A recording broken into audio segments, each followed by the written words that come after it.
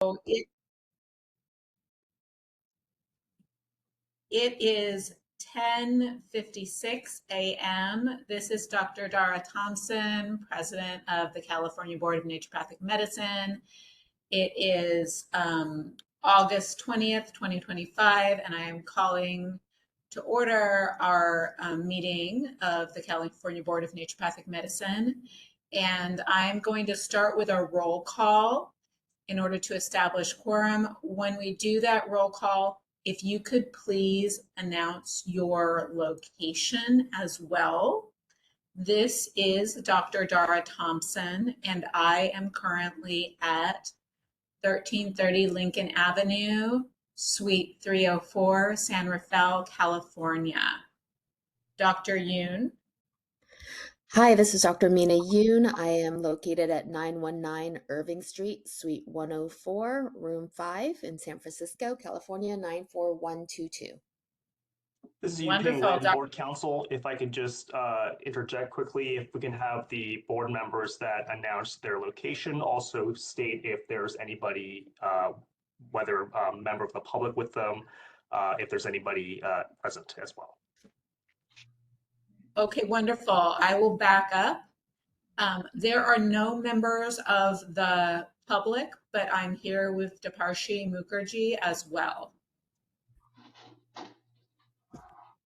Dr. Yoon, do you have any members of the public? No, there are no members present here. All right, Andy Yam. Hi, this is Andrew Yam, present at the Monterey Park Burgermeyer Library location at 318 South Ramona Avenue in the study room, Monterey Park, CA 1755. I'm here with Dr. Bruce Davidson, and there are no members of the public in our room. Okay, we were getting a bit of an echo there. So if you're there with Dr. Davidson, it may be that both of you need to, like one of you needs to turn your volume down or mute, just so that we don't get that echo. Is there an echo now? I couldn't tell. It was too short of a, maybe say a longer sentence. This is Andrew Yam at the Monterey Park Burgermeyer Library location at 318 South Ramona Avenue, study room, Monterey Park, CA 91755. And I'm here with Dr. Bruce Davidson. There are no members of the public with us. Wonderful. That was all very clear. I appreciate it. And no echo. Dr. Davidson. Hi, this is Bruce Davidson. I turned down my volume to help ameliorate the echo situation, so I hope you can hear me. Can you hear me okay? Yeah, it's perfect and no echo. Thank you. Okay, so yes, I am also at the Monterey Park Burgermeyer Library location, 318 South Ramona Avenue, Monterey Park, 91755. And I'm here with Andrew Yam, and there are no members of the public. Wonderful. Dr. Singleton? Dr. Singleton will be absent with cause today. Okay. Dr. Mukherjee is here with me. Hi, this is Deparshi Mukherjee. I'm 1330 Lincoln Avenue, Suite 304, San Rafael, California. I have no public members with me. I'm here with Dr. Thompson.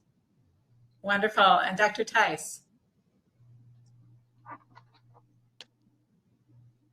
Hi, this is Satara Tice. I'm at 5305 North Fresno Street, Suite 103, Fresno 93720, Room 4, and there's no members of the public with me here.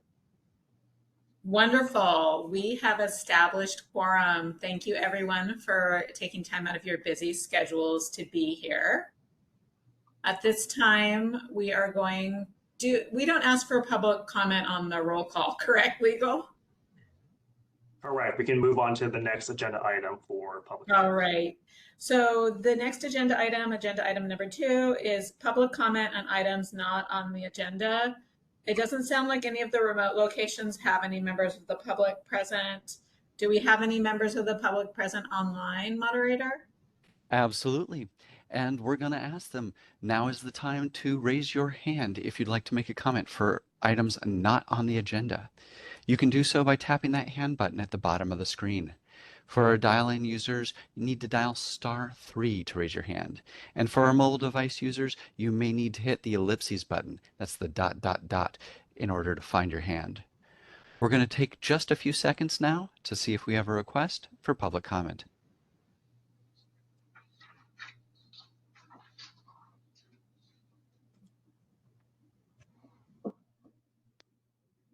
Seeing no request for public comment, do you wish to continue with the agenda? Yes, thank you so much. All right. The next agenda item is discussion and possible action on the advisory committee meeting updates and recommendations. And these advisory committees are the Minor Office Procedures Advisory Committee, the Legislative Advisory Committee, the Drug Formulary Advisory Committee, and the Intravenous and Advanced Injection Therapies Advisory Committee. So all of those different committees are going to give us an update. Rebecca, were you going to give the updates for all of the committees, or were the individual, were some of the committees going to give their own update? So I'll, can you guys hear the El Dorado room okay? Yes, we can. Perfect. And there's no members of the public in here with us right now. So really quick, most of the advisory committees, I'll go ahead and provide the update. And then if the members want to provide additional information, they are more than welcome. I do believe, let's see here.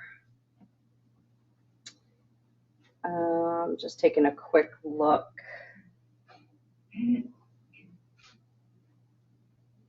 I think Mina said that she will provide a quick update for the Drug Formulary Advisory Committee when we get to that one, but I'll go ahead and start those really quick for you.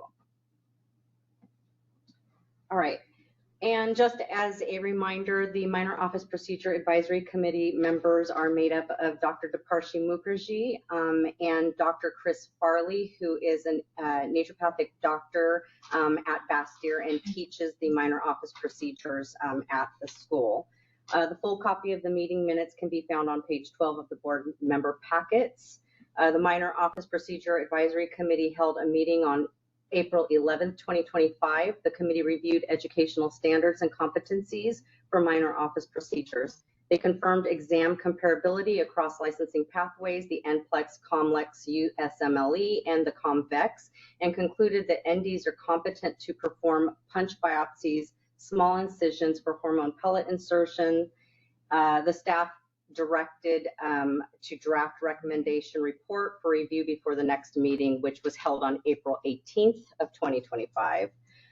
In that meeting, the committee reviewed the draft minor office procedure recommendation report and finalized the content for board consideration. They examined the minor office procedure scope in Oregon and Washington to assess alignment with California's scope of practice. They discussed potential NPLEX MOP elective requirement for licensure and the relevance of the postgraduate residencies. The committee requested the finalized recommendation report be presented to the full board. You will find the recommendation in the memorandum from the advisory committee in your materials starting on page 16 of your board packets. The Minor Office Procedure Advisory Committee provides the following recommendations. The advisory committee reviewed the scope and applicability of standard minor office procedures for licensed naturopathic doctors in California, focusing on the training, NPLEX competencies, patient safety, and the national alignment. Recommended procedures within ND scope includes punch biopsies, superficial minor incisions for hormone pellet insertion, cryotherapy, and wound care needing simple suturing. The rationale procedures align with accredited ND education, the NPLEX clinical competencies, and improves patient access. It provides regulatory clarity. The next steps are the board to approve the recommendations, draft clear scope language, consider supplemental training for current licensees, and communicate scope clarification during the sunset review. Are there any questions? So Rebecca, this is Dr. Thompson. Yes. So at this point, I mean, this looks great. Thank you to the advisory committee for all of that hard work. Really helpful. I'm just wondering, like, what are the next steps for the committee and for us as a board? Like, do we as a board need to take any action? It sounds like there's another step before there's a packet for us to review and act on. Is that correct? So basically, the memorandum is the recommendation that the advisory committee is bringing forth to the full board for their consideration. If you guys are in agreement with this recommendation, then the next step would be to make this a official recommendation, and we would either provide it to the legislature separately or within the sunset report. We could do both as well. So however the board feels the best to move forward is what we would want to do. Okay, so we also have the option where we could include it in sunset, and if for some reason it gets pulled out, we could present it separately after that. Is that something that we could do? That's correct. And just so you guys are aware that more than likely this type of thing won't be put into sunset, just because there could be some pushback from other other professions. So they may or may not, but they could talk about it in the sunset report, which is something that would be advisable and something that the board would probably want to happen. That way, in the future, if the board wanted to either support a bill moving forward or bring a bill forward, they would be able to do that and could point back to it in sunset. Right, that makes sense. So at this point, would we need a motion to approve or not approve or whatever the person wants the motion to be? Yes, if you guys wanted to move and adopt the recommendations, then you would go ahead and move to do that.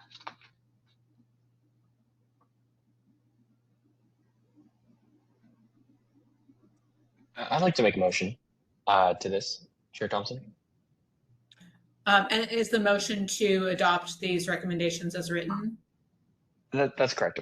And for clarification, either to council or to Rebecca, would the motion be just because it would be my recommendation and in agreement with what you just mentioned, Rebecca, to, I think include it in sunset, but also maybe add this as part of, some of the legislative items that we're interested in, right? And I don't know, again, what the iterative process would be for, the board to make a recommendation for this to be a bill, whether that falls onto your plate, but my motion, does my motion need to be inclusive of directive to also pursue this as potentially in sunset and also as a bill potentially in the future?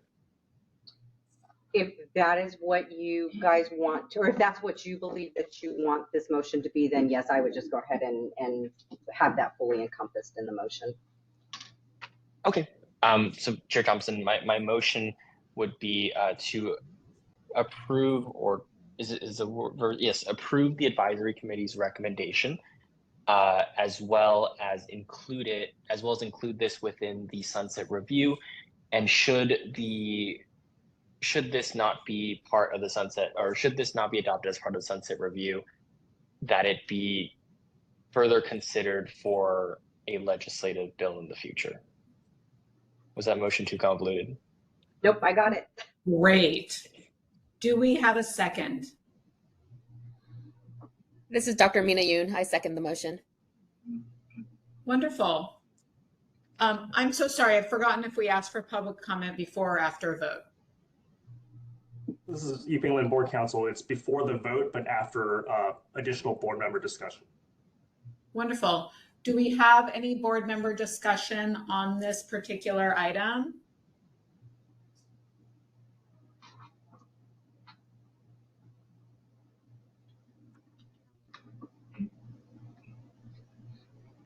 All right, seeing no request for discussion from the board members, I'm now going to ask for public comment. This is East England Board Council. If we could just maybe check in with the remote locations one by one, perhaps starting with the El Dorado room to check in if there's any additional members of the public physically present before moving on to online public comment. Sure. El Dorado room, have any members of the public shown up in your location?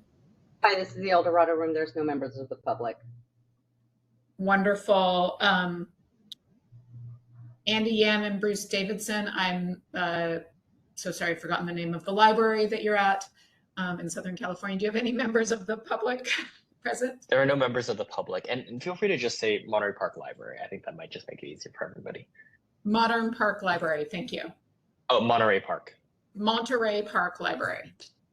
Fantastic. Wonderful, Thank you so much. And then Dr. Yoon in San Francisco, do you have any members of the public present? There are no members of the public present. And then Dr. Tice, I'm sorry, are you in Folsom? I'm in Fresno, and there's no members of the public here. Wonderful.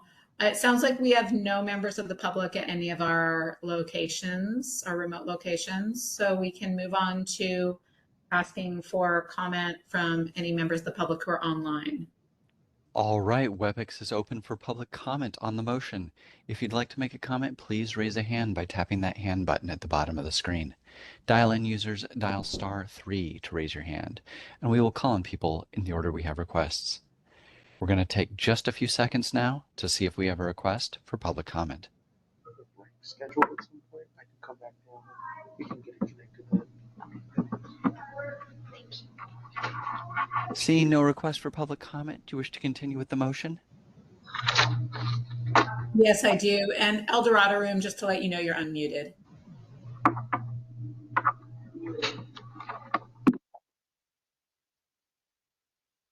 All right.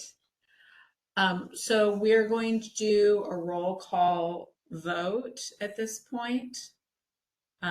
So this is Dr. Dara Thompson and I. Rebecca, do you want to do the roll call actually?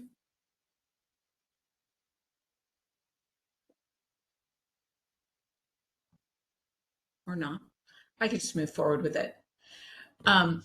This is Dr. Dara Thompson, and I vote aye to move forward with this motion. So then we are going to go to Dr. Yoon. Aye. Andy Yam. Aye. Bruce Davidson. Aye. Dr. Mukherjee. Aye. Dr. Tice. I believe that's everyone. Did I miss anyone? Nope, it moved with 6 votes. Wonderful. Thank you all. Okay. So then we are going to move on to the next advisory committee, which is the Legislative Advisory Committee. Rebecca, if you could just give us an update on that.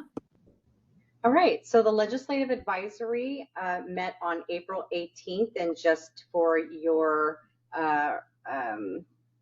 information, the Legislative Advisory Committee members are Dr. Mina Yoon and Mr. Andy Yam. The full copy of the meeting minutes can be found on page 20 of the board member packets.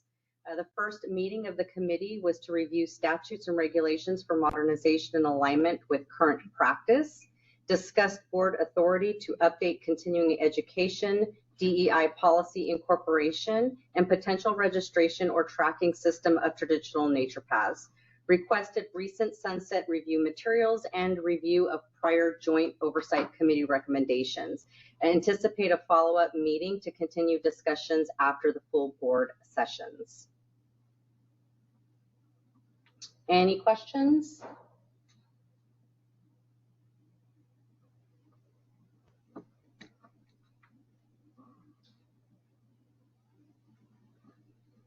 No questions, just a comment. Thank you, Rebecca, for summarizing everything. Very succinct.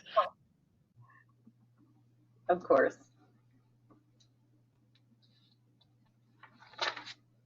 So, Rebecca, it sounds like with this, it's just a summary of what's happening, but there isn't actually something to motion or move forward. Is that correct? That is correct. There wouldn't be anything unless you wanted to take action and have them go and I don't know, review or put something together for you, then you would make a motion. But other than that, no, I think right now they're just kind of looking at things, and both of them are online. So, you know, Dr. Yoon or Mr. Yam can jump in as well if they wanted to add anything.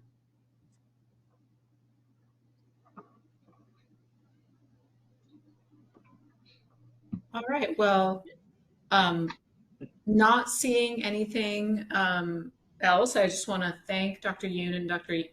and Andy Yam for all of their work on this. It sounds like you're reviewing a lot of in-depth paperwork, and we appreciate your time.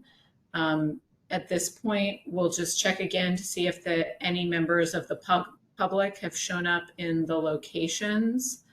There are none here in San Rafael, and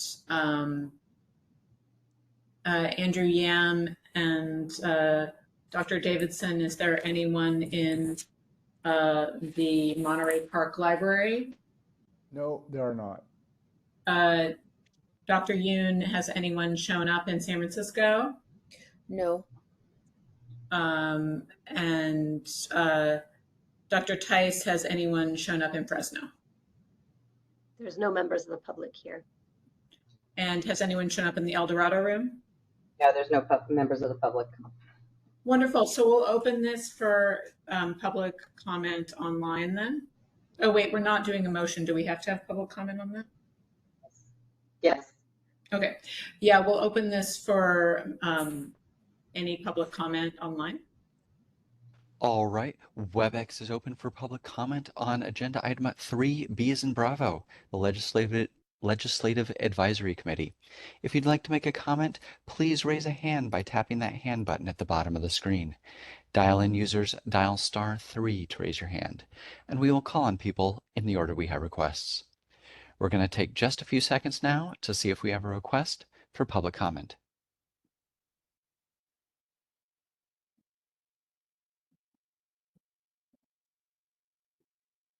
Seeing no request for public comment, do you wish to continue with the agenda?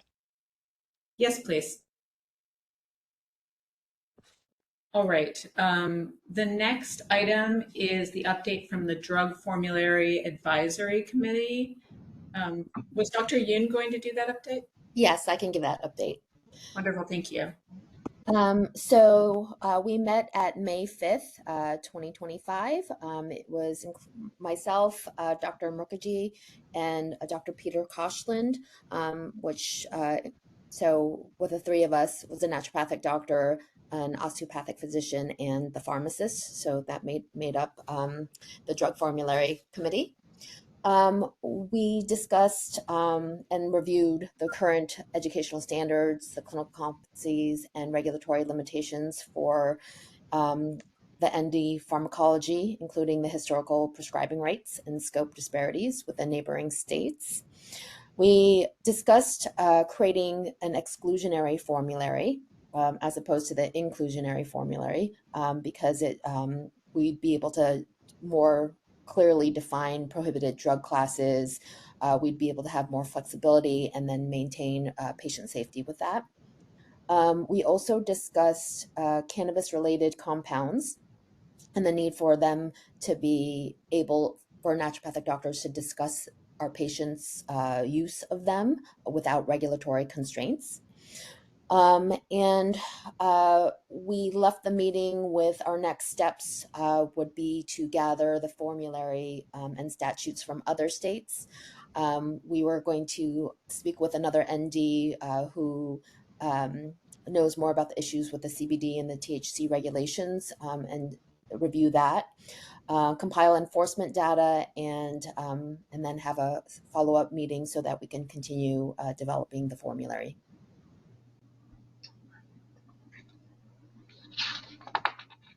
Thank you so much. This is Dr. Thompson. I have actually 2 follow-up questions for that report. Mm-hmm. The first is several years ago when I was on this committee, we did actually draft an exclusionary formulary. You guys have access to that, correct? I believe so. Okay. I think because we have a new member in our formulary meeting, we're starting again with from scratch. Definitely, you want to construct what makes sense for your members, but just so that you actually have that, that data from the previous work, so you're not having to recreate it. Yeah, I believe so. Is Okay, that great. correct, Rebecca? Yes, and Dr. Koshland, who is the pharmacist consultant, and that's kind of his subject matter expertise. He was actually going to be working with me and actually just getting together an exclusionary formulary that he believes would be in line with the education and training for naturopathic doctors. So we'll be working with Dr. Koshland once he puts that together. The rest of the committee members will take a look at it and make sure that they are that they agree with it, and then we will bring that back to the board once they're ready to bring that to the full board. Perfect, thank you. My second question was related to the cannabis products. Thank you so much for bringing this up. I think this is really vital for patient care, that we be able to discuss with our patients, every aspect of their, what they're ingesting and any sort of legal or illegal drug use. So I appreciate that. It was my understanding that CBD products were not part of the exclusion in California because they are non-narcotic and available like over the counter. That naturopathic doctors were not excluded from discussing those with their patients currently. Is that incorrect? No, that is correct. Okay, great. Thank you. I believe that the only reason that that was brought up is because there's nothing that's black and white. We still have people, licensees that contact us and ask if it's okay to provide their patients with CBD supplements or whatever. So that was the only reason, is we would just think that that we may have to kind of talk about it just to make sure that we aren't leaving it out and that it needs to be somewhere. But again, this is an exclusionary formulary, so it would definitely not be on that list. Right. So you just have it on there to clarify, but it is currently not prohibited. That is correct. Okay. Thank you so much for that clarification. Of course.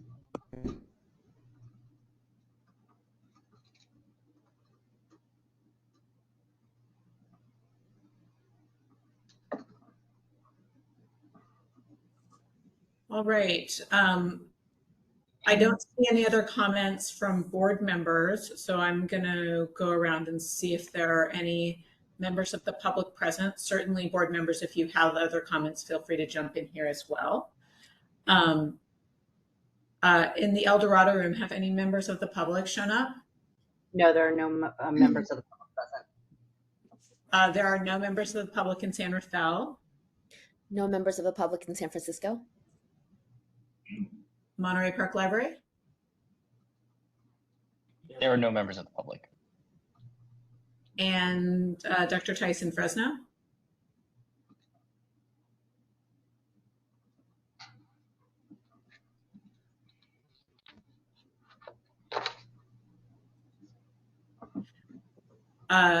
Fresno, are you there?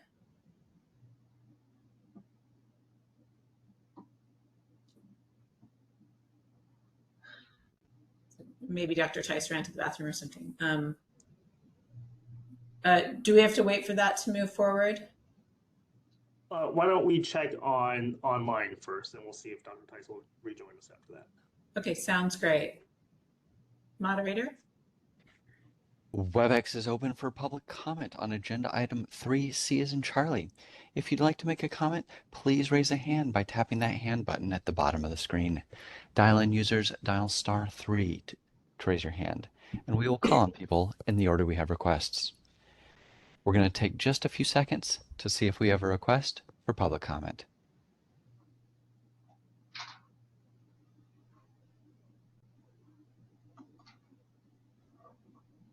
Seeing no requests for public comment, do you wish to continue with the agenda? Yes, I think we need to see if there are any members of public at Dr. Tice's location. Is that correct? There are no members of the public with Dr. Tice. She had to step away from the mic and take a call really quick. Got it. Thank you for that. All right, so now we are going to move forward with the fourth agenda item. This is the Intravenous and Advanced Injection Therapy Advisory Committee, of which I am a member, and also with Dr. Virginia Osborne, who is an expert in intravenous and injection therapies. And Rebecca's going to give the report of what we did. Perfect. All right, so you'll see the full copy of the meeting minutes can be found on page 34 of the board member packet. The IV and Advanced Injection Therapy Advisory Committee met once on May 30th. They reviewed the authority and proposed updates for the IV therapy, including recertification and CPR requirements. Recommended revisions to the CCR 4237.1 through 4237.5 to align with statutory authority, developed infection control standards, clarifying sterile versus non-sterile procedures. Next steps include sunset review analysis and finalizing definitions. The IV and Advanced Injection Therapy Advisory Committee met again on August 14th, 2025. They continued the review and refinement of the infection control language, focusing on clarity, clinical accuracy, and alignment with statutory authority. They finalized the definitions, distinguishing sterile versus non-sterile procedures, and ensured enforceable standards reflecting safe modern practice. The next step for them will be to submit the finalized infection control language to the full board and reconvene as needed to continue work on the CCR 4237.1 through 4237.5. You will find a copy of the proposed regulatory text beginning on page 38 of the board member packets.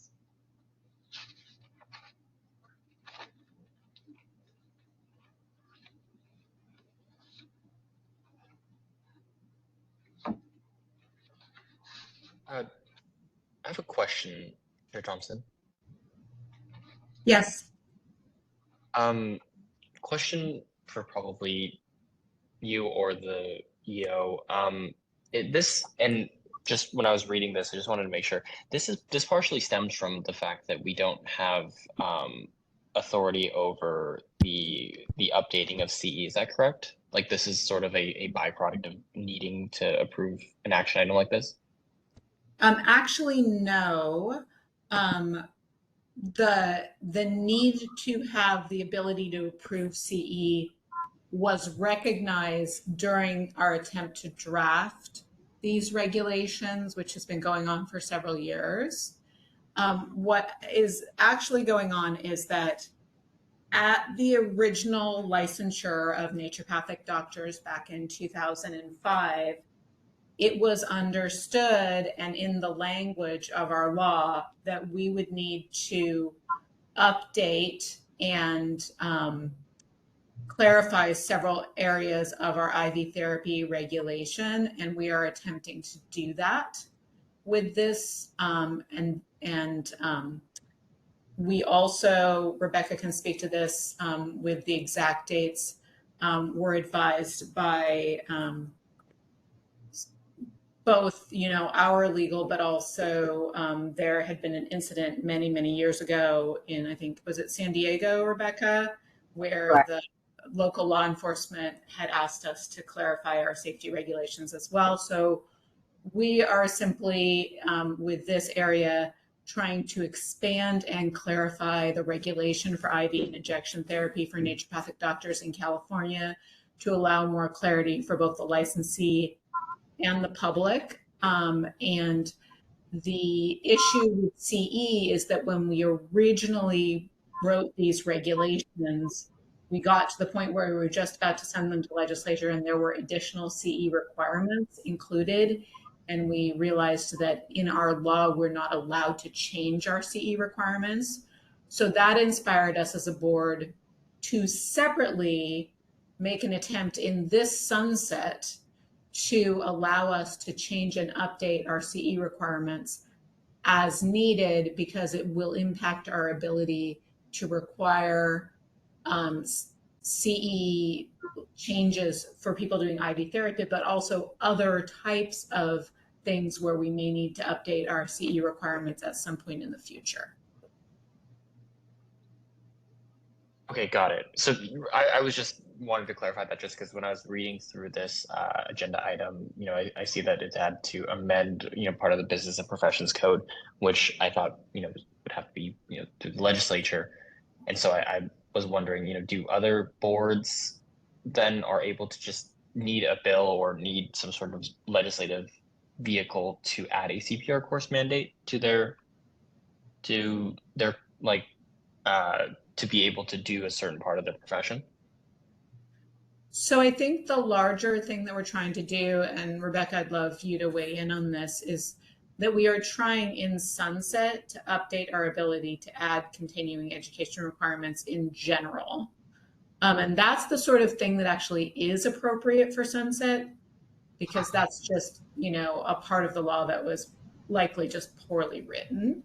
And the CPR is specifically one of the things we would like to do for IV therapy, because we believe that anyone starting an IV on someone should be CPR certified. Correct. We did originally want it to be ACLS, and then we realized that was probably excessive, and that BLS/CPR is likely sufficient.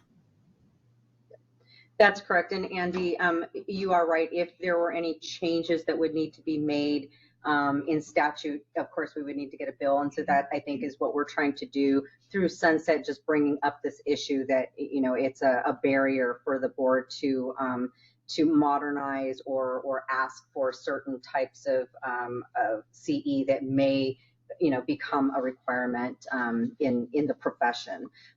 There are some boards that have it already written in their statute that they can actually make changes within regulation to make changes to their CE. So we're just trying to kind of meet some of those other boards. Okay, got it. Right. So that's what I was trying to reconcile, because I know that we've had that conversation even last meeting, but also even within the legislative subcommittee about that very conversation. I was just curious whether this kind of links to that, because it seems like, again, just I'm not a naturopathic doctor, but just observationally, this seems like a very common sense thing to be able to do. And I just thought it was interesting that it requires a bill in order to add that part. Yeah, only because we don't have the statutory authority. So basically the CE authority that we have in statute right now is very specific, and it does not allow us to make any changes to what the board asks the licensees to provide in CE. So that's the reason that we're asking this change to be made now. And then, of course, right now, the language that we have put in is on the CCR side, so the regulation side, and we do have the authority to make those changes. So that's why we had to kind of start picking some of the items out of there that we just don't have the authority to do so yet. So that's what we're trying to rectify in this advisory committee. Right. This is Dr. Thompson, and just to remind everyone, we had what we felt was a full regulatory package, which had been rewritten several times and had been approved by the board. And then we were advised by legal that there were two significant issues that needed to be redone with that.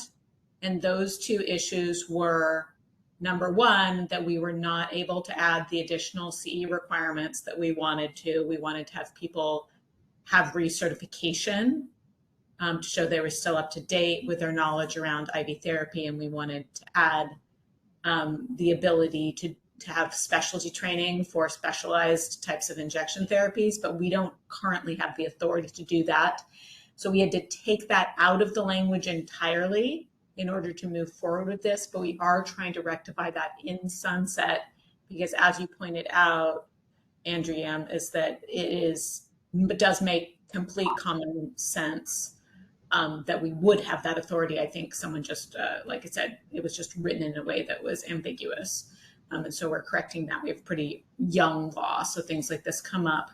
The other thing that we were advised of by legal was that those original requirements to update and modernize our IV therapy regulations in order to expand on what the original law wrote required us to have more detailed safety regulations.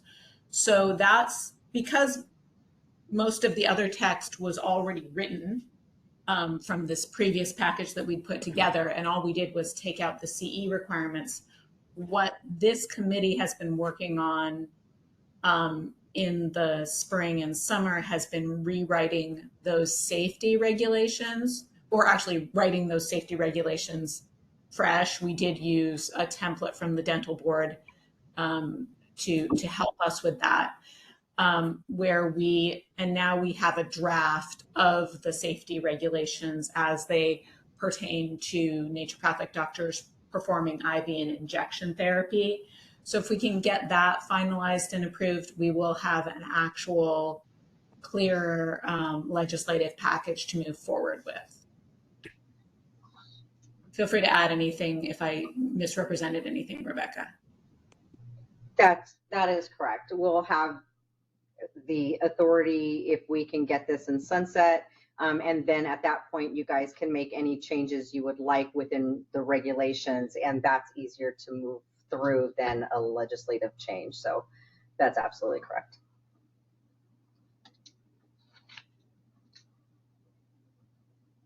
Great, thank you so much. That answers my question, and I believe Dr. Yoon has her hand up, so pass it over. Dr. Yin? Thank you. I have a question about the term naturopathic medicine healthcare personnel, the NMHP. Is that a definition that's somewhere else in our regs, or is this the first time it's showing up? I believe this is the first time that it's showing up. Okay. The only kind of thinking that I have around this is that it defines it as the NMHP includes naturopathic doctors, naturopathic assistants, naturopathic laboratory technicians. The thing that I'm concerned about is, the fact that we do at some point would like to also include, registered nurses, or, be able to maybe have some other, naturopathic practitioners, not naturopathic, I'm sorry, nurse practitioners. So is there a way that we can include, but not have it limited to the ones that are listed there? That's such a good point, because right now it's listing who we can supervise currently, but we don't want to restrict it that way in the future. I think we just have to change the language to be more inclusive. Yeah, I think if it says includes but not limited to, I think we'll be fine. Great. Wonderful. Thank you. And just a reminder to everyone that because we're trying to put this in sunset, and again, similar to the other regulation we were talking about, this is something where if it doesn't go through sunset, it's going to be its own regulation. It's great to get any comments you may have on this language so we can move it forward, because our sunset is, when is our package due, Rebecca? We'll be going over that, but I believe January 5th is our report is due to the legislature. Right, so we want it to be clear and final language soon, so that it can be included. So if anyone has any additional comments on any part of that regulatory package or the wording, that was a great catch, Dr. Yoon. Anything else is great. And can I just jump in here? So really quick, the regulatory package can go through without going to sunset first. We would need to bring up the need to make changes to statute for CE during the sunset, but the regulatory package is separate from that. And with this, the reason that we moved forward with the minimum standards for infection control is because we would not need any further authority within statute for this part of the regulation to go forward. So even if we just move this regulatory package, this rulemaking package forward, that we have the authority sufficiently to do that right now. So I just wanted to clarify that a little bit. Thank you for clarifying that.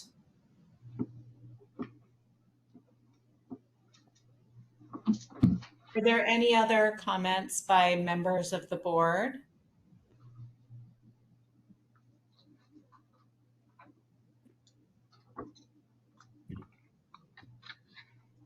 And Rebecca, just to clarify, are we at the point where we could vote on the final language of this in order to move it forward as a regulatory package, or would that be at a subsequent meeting? Yes, we could. If you guys wanted to do a motion to adopt this language, that would be fine. I believe that our regulatory council is online with us. So I just wanted to make sure that there's nothing that she sees that we would need to do differently before we did a motion on this. Hi, Rebecca. This is Yuping Lin, Board Counsel. I do see Regulatory Counsel online, but she is an attendee, and I'm not sure if she's able to unmute herself if needed. Oh, I see. She's online as DP Miller. If we could have the moderator promote her to a panelist. Thank you.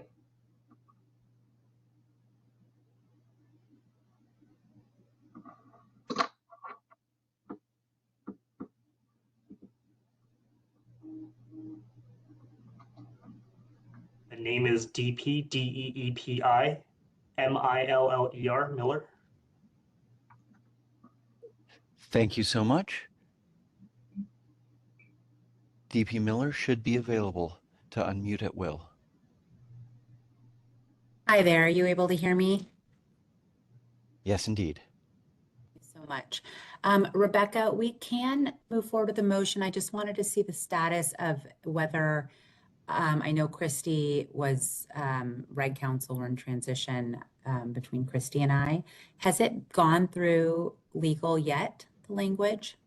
No, so it has not went through, it hasn't been reviewed by Christy yet, but if the language is okay with the board and you guys are okay with it, then what the next steps will be is I'll take it, let both of our counsel, because DP is our new regulatory counsel, so welcome, and Christy will with her during the transition just to make sure everything is smooth, and so what we can do is if you guys are okay, you want to do a motion to go move forward with this language. Regulatory counsel will look at this, make sure that there's nothing glaring in there, and if it's okay, we'll bring it back to the next board meeting, and we're going to have tons of them coming up, so we'll bring it back to the next board meeting. If there's no issues, then at that point we will do the large motion that they always give you to have that package go forward.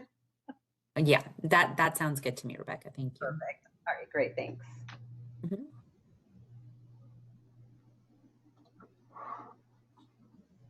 All right, thank you for that clarification. That is super helpful. So at this point, we would need to motion to send it to legal. But before that, we're going to ask for public comment. So I'm just going to go through the locations to make sure there's no members of the public who've shown up. El Dorado Room.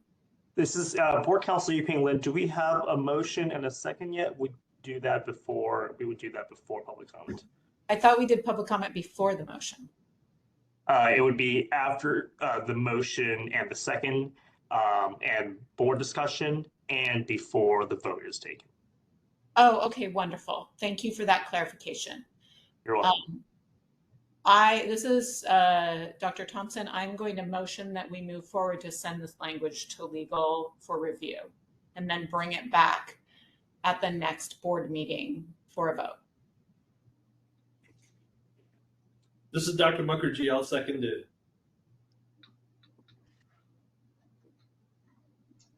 Perfect. I got the motion and second. Wonderful. El Dorado Room, do you have any members of the public present? There's no public comment, no public members here. There are no public members in San Rafael. There are no public members in San Francisco. Monterey Park Library. There are no members. All right. Yeah. Nice. No members here. No public members. No members of the public here. Thank you. There's no members of the I'm public sorry. in Fresno. Wonderful. Thank you so much for verifying. And moderator, if you could open, are there any members of the public online? WebEx is open for public comment on the motion. If you'd like to make a comment, please raise a hand by tapping that hand button at the bottom of the screen. Dial-in users dial *3. And this is for agenda item 3D as in Delta and the motion for it. We're going to take just a few seconds to see if we have a request for public comment.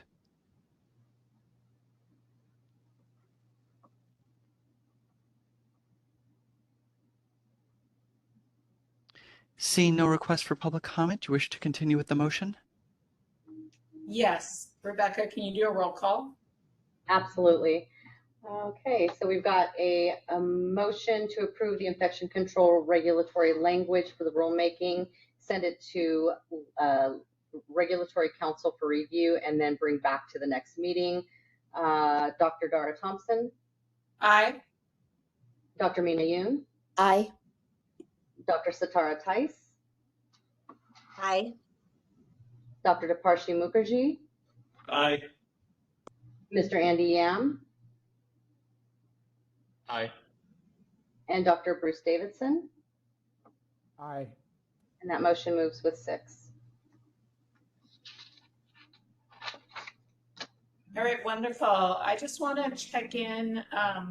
Right now, we have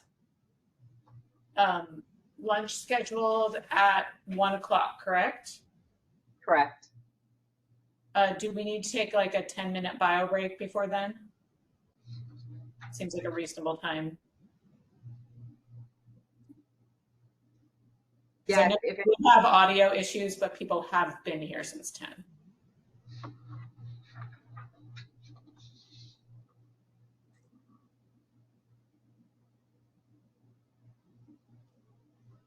Is everyone okay with that? sure. Okay, great. So, and we'll be back at 11:59. Thank you.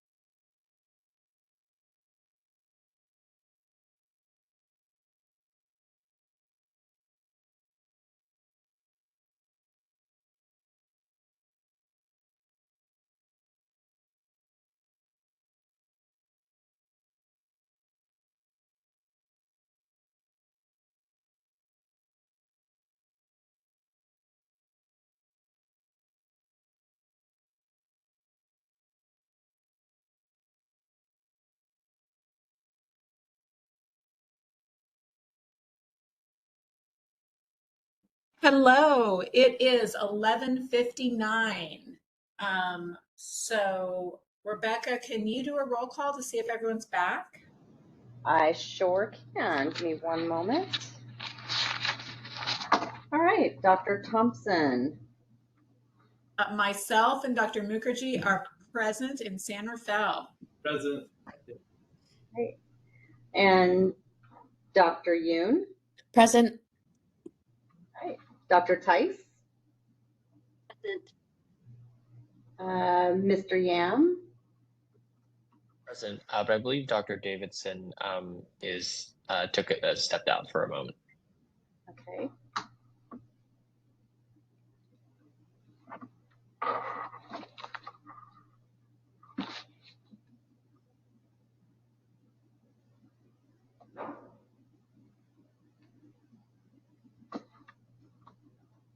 I think the next Dr. Davidson is back in the room. Perfect. Thank you. All right, everybody's back. This is Bruce Davidson. I'm here. Thank you. And we have quorum.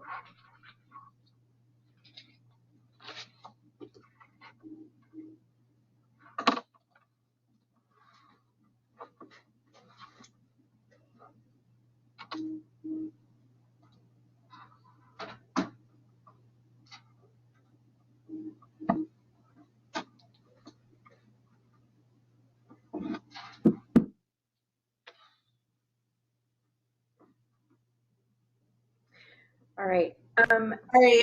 I said a whole thing and I was muted. I apologize. This is Dr. Thompson. At this point, we're going to move to agenda item number 8, which is discussion and possible action on the Department of Consumer Affairs updates. Do we have a member from DCA that's going to present this, or are you going to do it, Rebecca? No, we actually have Matthew Wainwright from, he's the legislative manager from DCA's Legislative Affairs Office, and he needs to kind of get going. So he's just going to kind of jump ahead really quick to give his presentation so that he can be on his way. Of course. Good afternoon, everyone. My name is Matthew Wainwright, and as Rebecca said, I'm a legislative manager with the Department of Consumer Affairs Division of Legislative Affairs, and I'm here to provide the update from the Legislative Office, specifically about the Oversight Sunset Review process. Some of you may remember I did come and give a similar presentation earlier in the year, but I wanted to come and reiterate it as your board moves through the legislative process. So first and foremost, just wanted to provide a broad overview of the sunset process and want to stipulate that this is a general guide. This is not a hard and fast rule, and this process can frequently change, and in many instances it does change in certain degrees each and every year. This is a process that is run by the legislature. They set the terms, and they can and often do tinker around the edges through this process.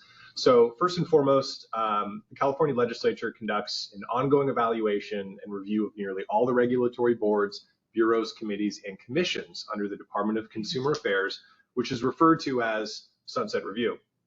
The purpose of the Sunset Review is to determine which boards or bureaus should be quote unquote sunset, in other words, abolished, and which ones should be kept, and what reforms need to be made to improve the efficiency and effectiveness of that board or bureau.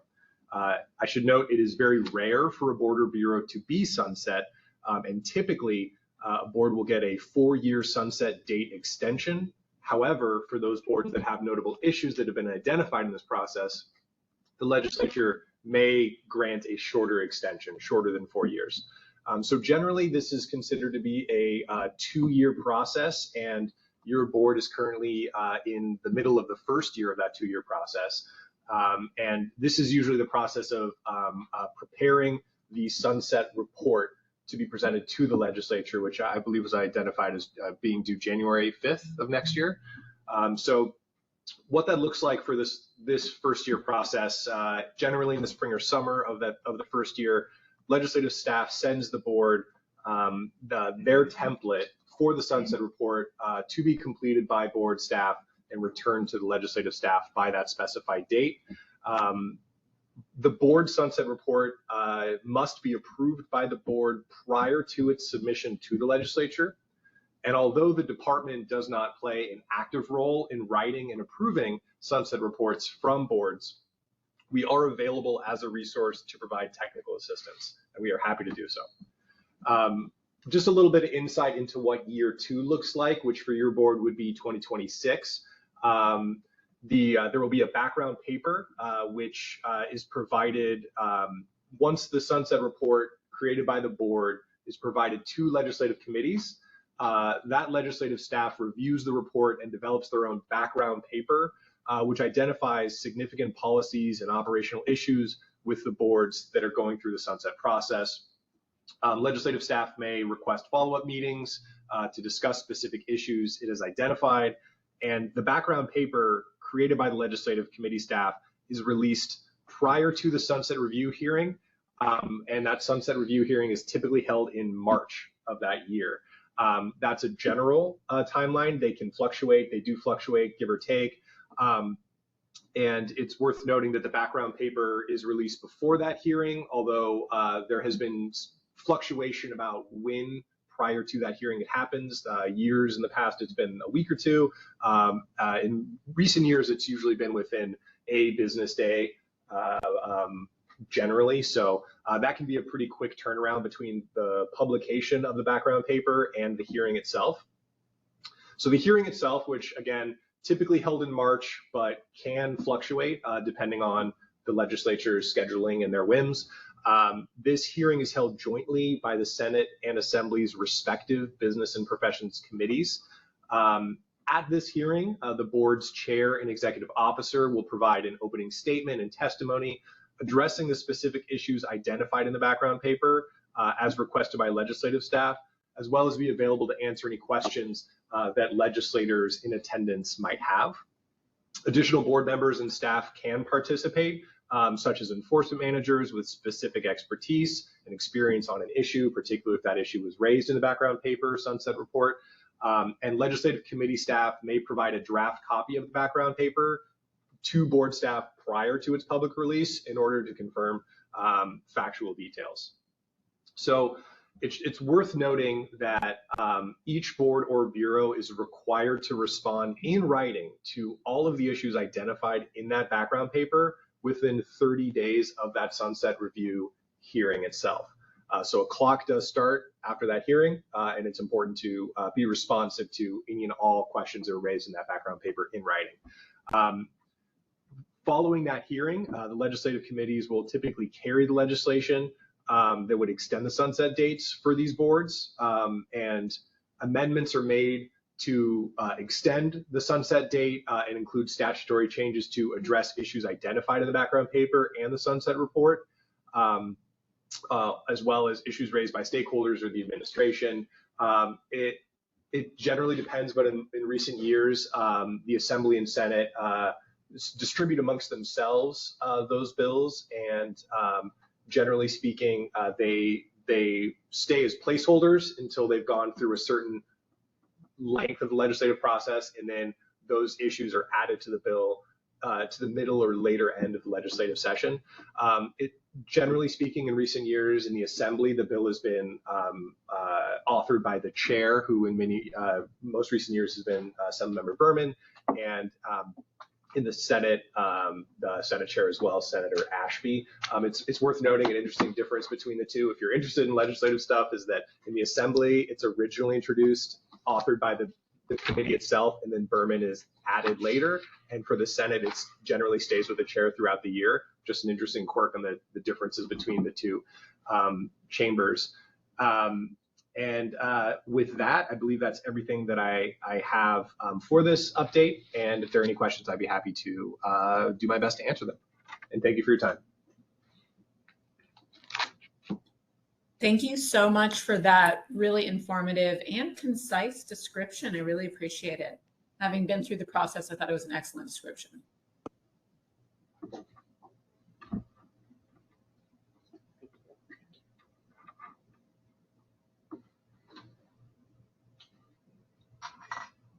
Are there any questions from board members, especially the newer board members, on this process?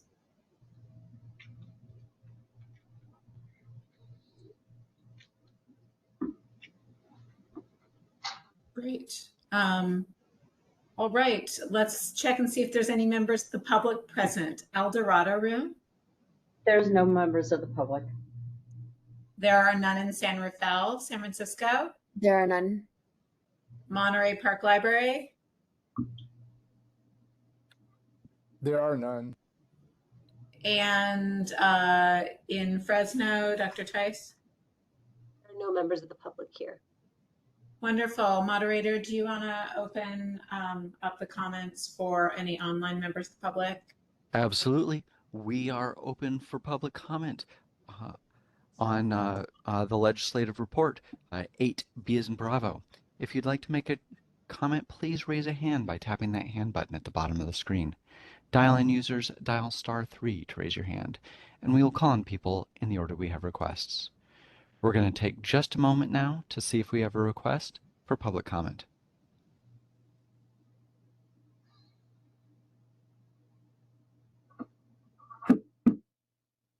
Seeing no request for public comment, do you wish to continue with the agenda? Yes, thank you so much.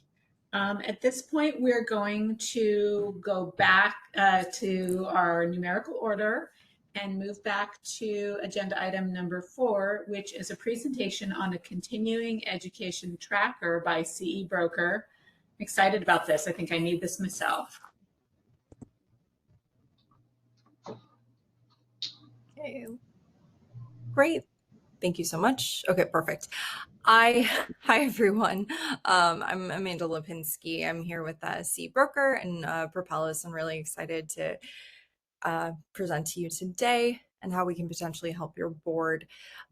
What I'm going to do, because I know the video causes some challenges, I'm probably going to go off camera. We typically don't, but I just want to make sure things are running a little more smoothly. So I'm going to go ahead and do that. I did have one question though to the moderator, president. In terms of questions, how would you like us to address that on today's call? Would you like them to be taken at the end, throughout? What is the best way given the format here? Generally, we do take questions at the end. Okay, great. Sounds good. And if at all possible, am I allowed to share my screen and screen to drive the presentation deck myself? Absolutely, you can. This is the moderator. You can from a capability standpoint. Let me. Okay, let's see. Okay, give me a moment here. Does that work? Is everyone able to see that okay?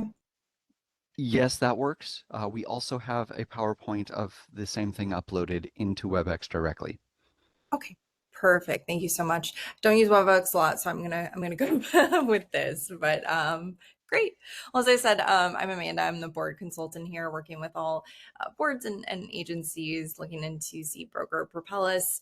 We have Deb Carter on the line as well. She's our senior client success manager and solutions consultant. She'll be showing you a little of our offering today. And they silent partners. We also have our GM of Government Excellence, Justin Mann, joining us, and Kelly Parker, VP of External Affairs and Government Relations. So on behalf of the team, super happy to be here in front of you all today. Pretty tight agenda. My goal is to give you a brief overview of what we do, specifically how we'll help the board and yourselves, the professionals. We're happy to show as much or as little of our offering as you'd like to see, focusing on how this would impact you and what you'd be encountering with this tool, and then any questions at the end. So that all works out great there. I always like to start off a little bit about kind of why we're here today and the importance of that conversation. Your mission statement here is on the deck, and what really stuck out to me was protecting California healthcare consumers and really regulating the profession with vigorous enforcement. I see a lot of these, so those are specific call outs. And, you know, we're really well aligned from a company stance. We care a lot about empowering so that we have a safe workforce, that the public is protected, and most importantly, also reducing the burden of compliance for you, the professionals, as well as board staff. Super brief of who we are. We are CE broker under the umbrella of Propellus. We have a few different brands under that. And, we're a leader in workforce compliance technology, started about 20 years ago with the Florida Department of Health that needed a CE platform at that point in time. They're still with us today. And since then, really working as a partner to ensure that all of the nation's healthcare workforce is compliant, safe, and healthy to work. We partner not only with licensure boards, but compacts, healthcare agencies, associations nationwide with our Propel solutions across the board to ensure that we're providing a real seamless compliance management solution and supporting licensees throughout every stage of their journey. Unique to today, though, for those of you who maybe aren't as familiar, what is CE Broker? What do we do?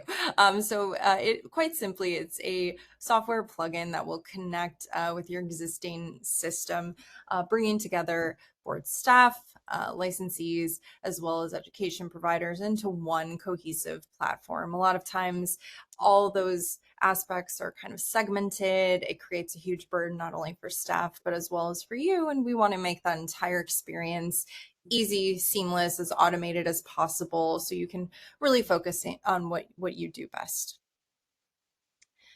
Over 300 boards nationally we support today. 5 million professionals utilize the platform. Over 350 different professions are within that, and over 6,500 education providers report education completions on behalf of licensees. A few ways that we're different. Fiscally responsible. So what does that mean? We are a no-cost offering to the board. So designed to be budget neutral. This builds in a great scalability factor. So we're no cost to implement, build, sustain over time. If you have changes, we can easily work with you now into the future. And I'll get a little more into that model down the line. A lot of experience in the public sector, as I referenced. We really care about having an active seat at the table. So I know, association is a huge thing within California. We can partner with them to ensure there's a really good process involved for all parties. Compacts, we're agnostic, so all the licensing vendors really care about bettering our industry in general. 100% customizable to all your rules and regulations. So we're built just for you and what you do. And we also, which I'll talk to in a bit, provide a lot of great customer support for staff and professionals, really human-centered approach to act as an extension of the board. I keep wanting to pause for questions, but I'm waiting towards the end. So moving along here. All right, how does this impact you? Number one, upholding the board's mission, right? So as a consumer protected agency, this is huge to keep the public safe, make sure that professionals have completed what they're saying they've completed in terms of CE.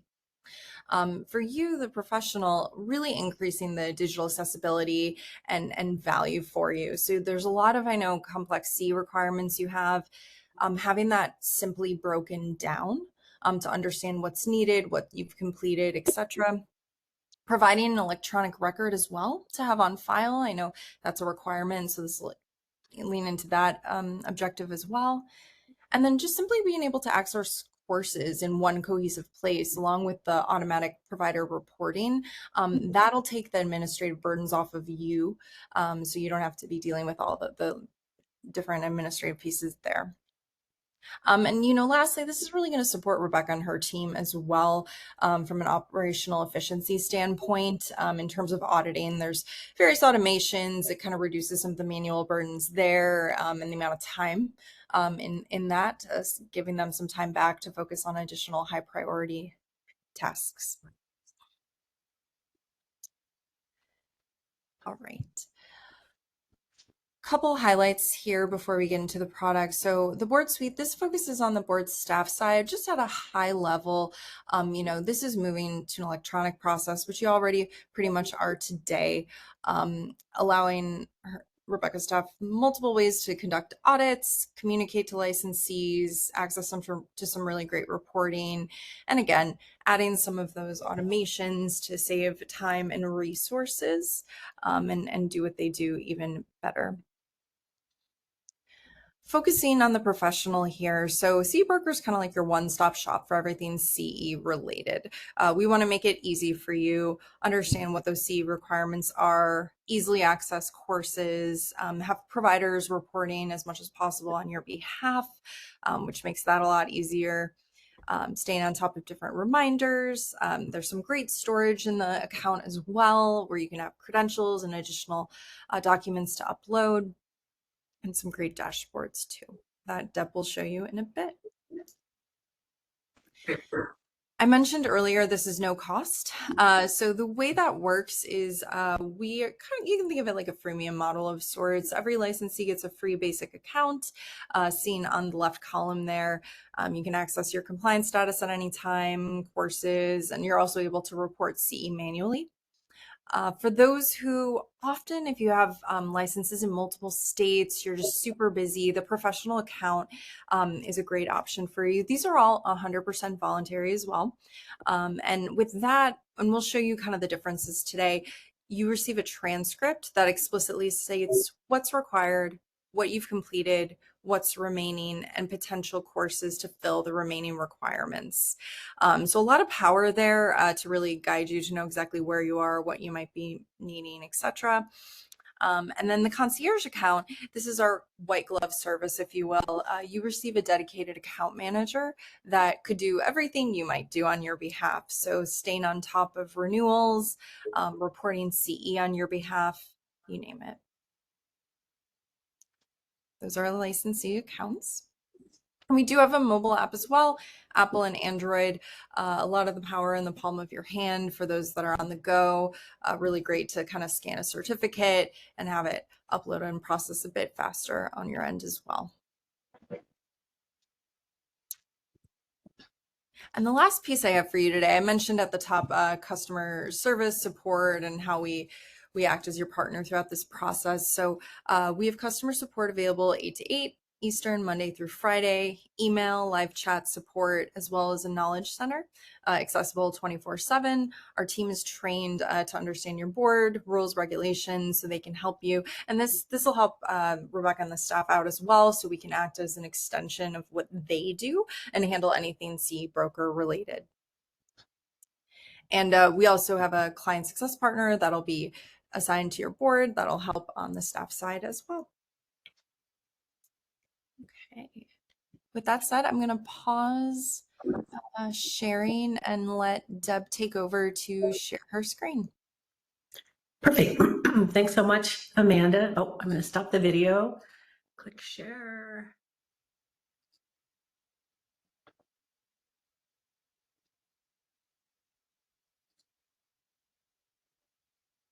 All right, excuse me. Hopefully everyone should be able to see this screen here where it says CE Broker by Propellus at the top.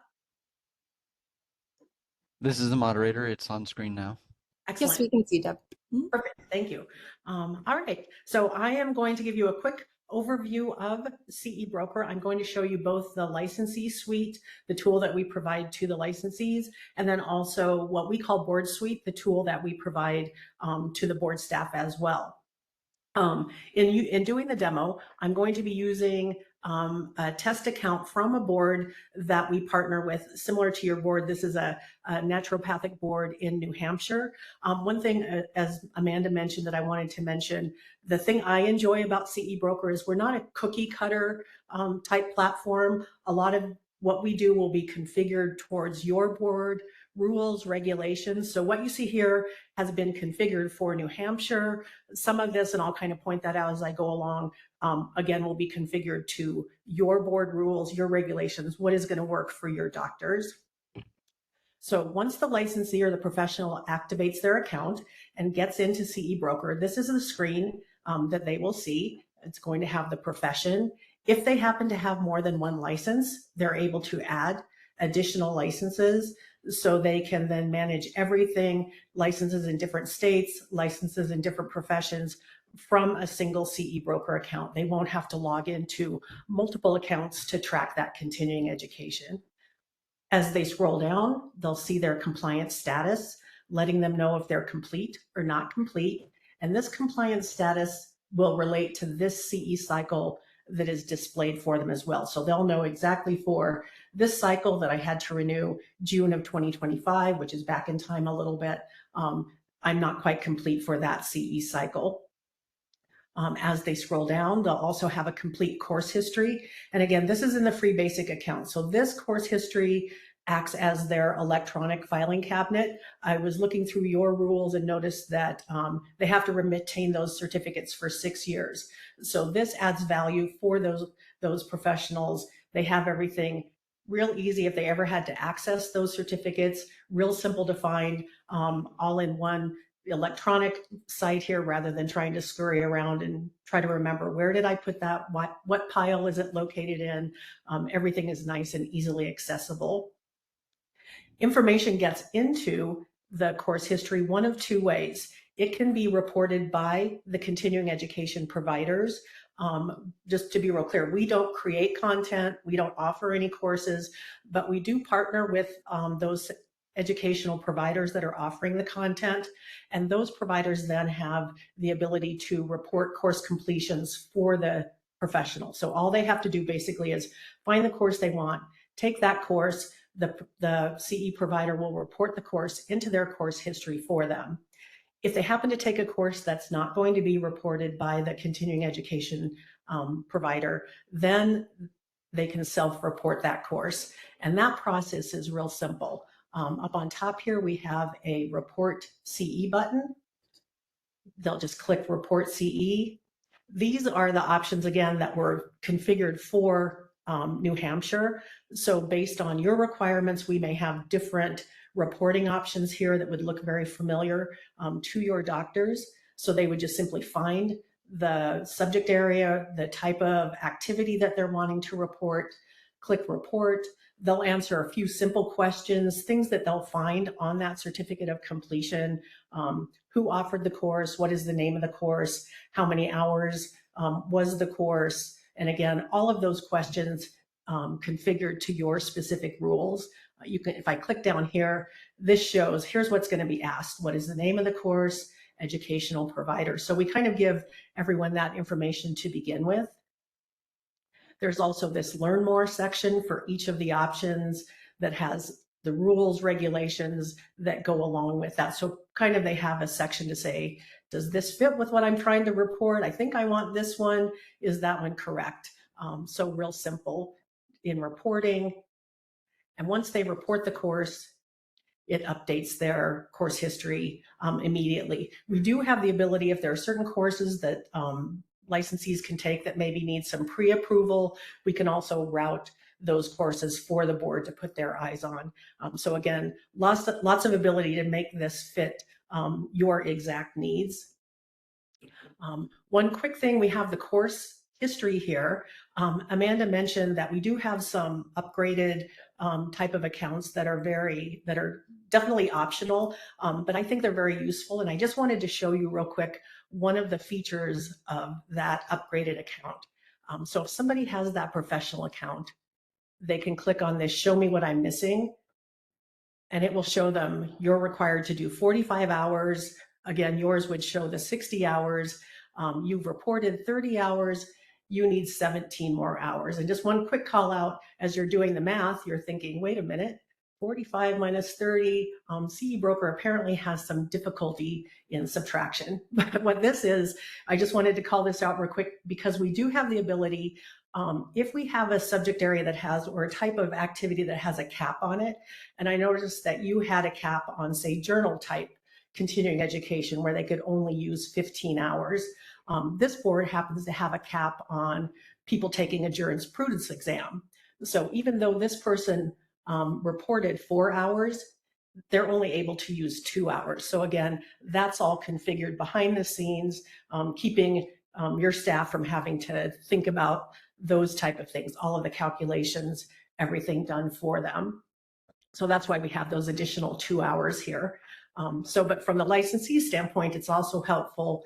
They see they need the 17 hours. They can scroll down into the transcript, see, okay, I need 6 more of my pharmacology. I need 11 more of what we call remaining hours, just general type hours. And then they'll see I have a pain management. This one is complete. So they know they need to spend their time on certain subject areas. They don't need to waste time taking courses maybe that they don't need, that's not going to satisfy that compliance. So again, very helpful, just kind of showing them exactly what they need to do real quick on one quick little screenshot. You might have noticed this little banner up here on top, and I wanted to call this out. One thing that we do is somebody is under audit, we do provide them that transcript no matter what type of account they have. So if they have that free basic account for the duration of the audit, so this is what will happen when somebody is selected for audit, they'll see this banner up at the top. They'll click review submission, and for the CE cycle that they're being audited, they'll have that transcript. And again, that happens in the basic account, any type of account. We know auditing can be kind of stressful. They want to get it over done with. We want to provide as many tools to help them out with that as well. So one quick call out on that. We also have in the free basic account a course search. So here they can, up on the top, click find courses. And again, these are not courses that we offer, just putting the people offering the courses in front of the people who need to take the courses. The other thing that we can do in the course search, this is where we have an opportunity to maybe partner with associations that might be offering continuing education courses. We have staff that will help them set up a provider account, get those courses listed in the course search, put those in front of the doctors, in front of those professionals that want to take those courses, and then also help them so they can report those completions for the doctors. So work real hard to partner with those associations because we know that that's a valuable part of the continuing education journey. Here in the course search, there are courses. They'll see this little take it here. They can take those right in the platform. Those report into their course history immediately. So if somebody's maybe put off completing their CE, not that anyone does that, but just in case, they can finish things real quickly, get it reported right away, and they can know that they're all finished before they actually go to renew that license. As Amanda mentioned, we do have a phone app that functions real similar to this. I think where the phone app comes into play is when they're self-reporting courses, can make it real simple. They can snap a picture of that continuing education certificate, report from the phone app. The phone app can access their photo library, supply the information, upload from that photo library. So self-reporting using the phone app makes it nice and simple, especially some people don't like to, download a lot of things and they have a paper certificate. How do I get this to my computer? But so many people nowadays, their life is on their phone, so it makes it real simple to use that phone app for reporting. So one quick last little thing here, this is where they'll actually have access to the help. Amanda mentioned our support center. So just clicking the little question mark here will give them access to our full library. Here's how they can access the support center. There's some guides, some videos. So a real quick way to make sure that everyone gets the help they need, that they can easily find how to manage and get through anything that they might be trying to do in the account. So that's kind of the licensee account, kind of in a quick overview, nutshell type of presentation. So now I'm going to jump over real quick to what we call Board Suite. And this is the tool that we provide to the board staff. And what this is trying, as CE Broker is an end-to-end solution. So bringing everyone into the same platform, the licensees, the professionals, the continuing education providers, and then the board staff. What they have access to is everything that you saw in the licensee account, they can see, but they don't have to log into the account. So without having to actually log into that account, they have access to all that information. So here's a list of all of the professionals. You can tell if they've activated their CE Broker account. They'll see this little CE Broker logo here. So just a list of accounts.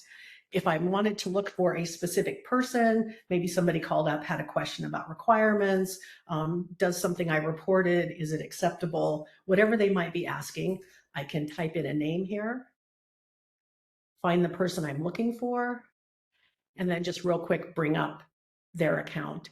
And then in a similar kind of, simple screenshot, we'll see basically hours required, hours posted, and then the hours they need. The one thing that is helpful is if the course was self-reported, it's going to show up here in green.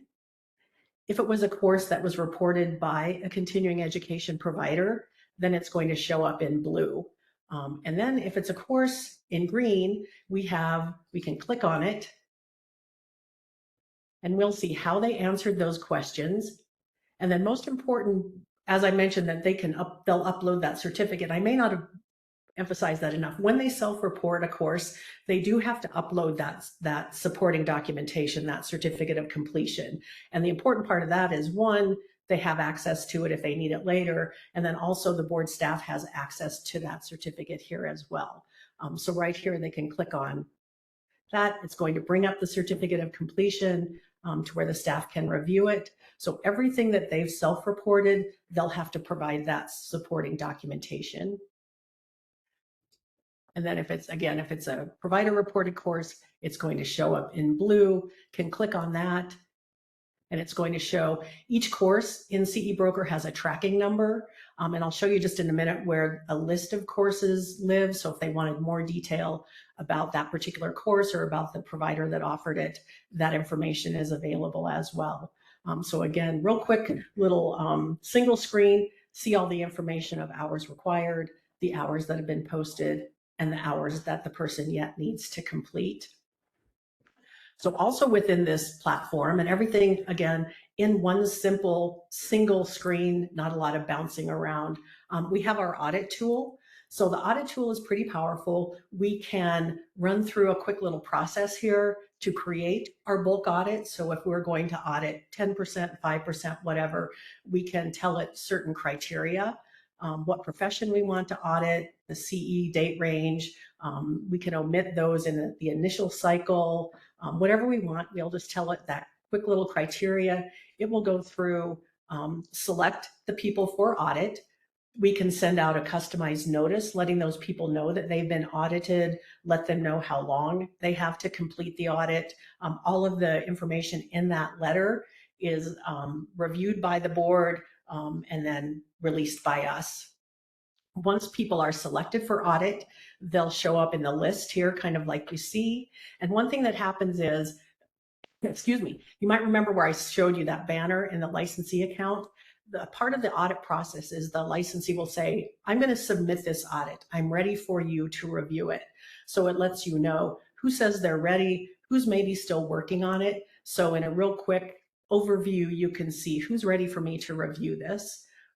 And then kind of similar to what we saw just a moment ago, you'll click on it, showing the courses that were taken.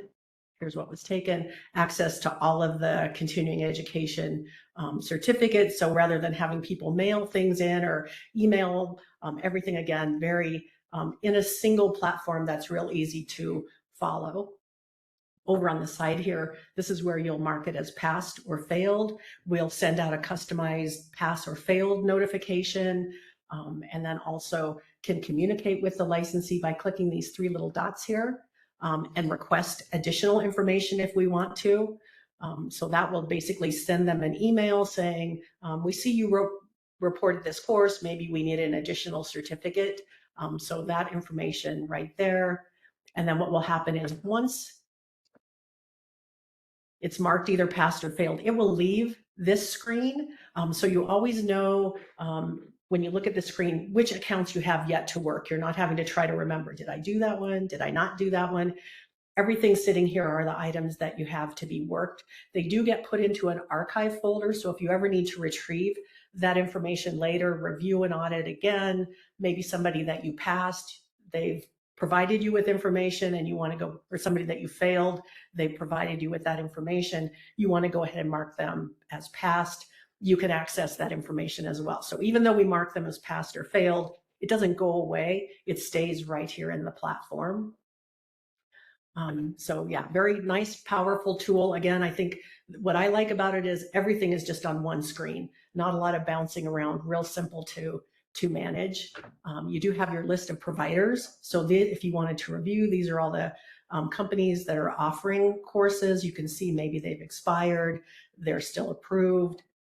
And then again, list of courses. So you bring up a course in the, as you're looking at an account, maybe you want a little bit more detail about that account. You have the entire course library here where you can go and look for some additional information if needed. And then the last little feature here that I wanted to show was a quick little report where we do provide a compliance dashboard showing for a certain renewal period who's complete and who's not complete. So if we get close to renewal, we still have a lot of people looking like they're not compliant. We may want to do some messaging, send out some information, letting them know, hey, your renewals are coming up. This just gives us a real quick way on a quick little compliance dashboard to see how are our doctors doing? Are they getting done what we needed to do? Do we maybe need to reach out to them? Do we maybe need to let them know where they can find courses? Are they having troubles? So here's the data information, and then down below, it provides the detail that's making up these numbers. And then you can always export this to a spreadsheet. If you wanted to export it, maybe do a little bit more detail. And then in the export, there's a few additional fields as well that can kind of be helpful. So I think that was a quick overview. That's what I have. So if there's questions, anything else you want to see, anything else you need to see in depth, I'm happy to show you that as well.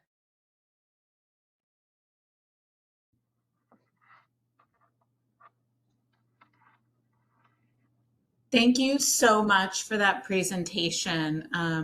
I just have a couple quick follow-up questions. This is Dr. Thompson. So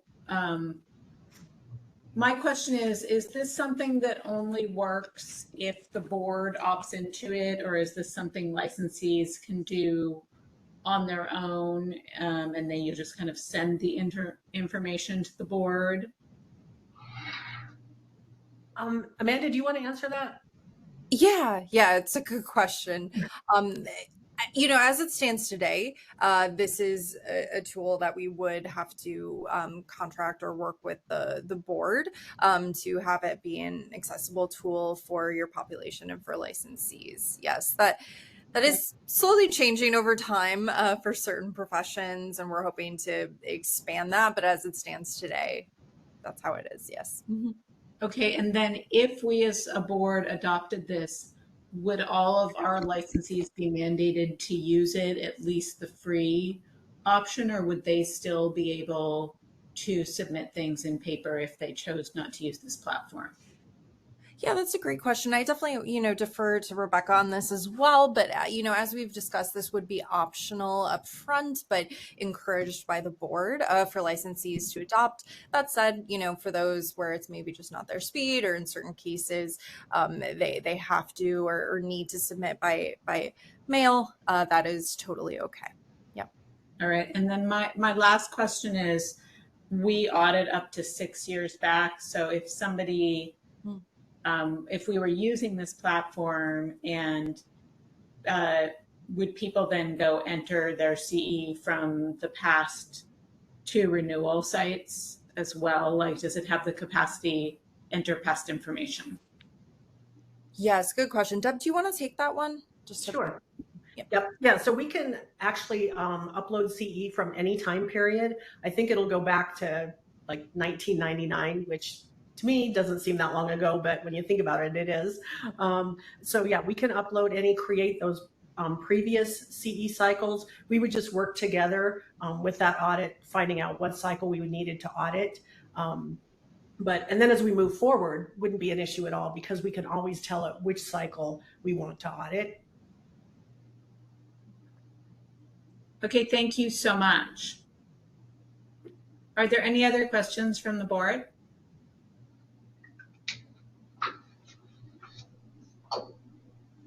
This is Bruce Davidson. I have a couple of questions. Absolutely. Thank you.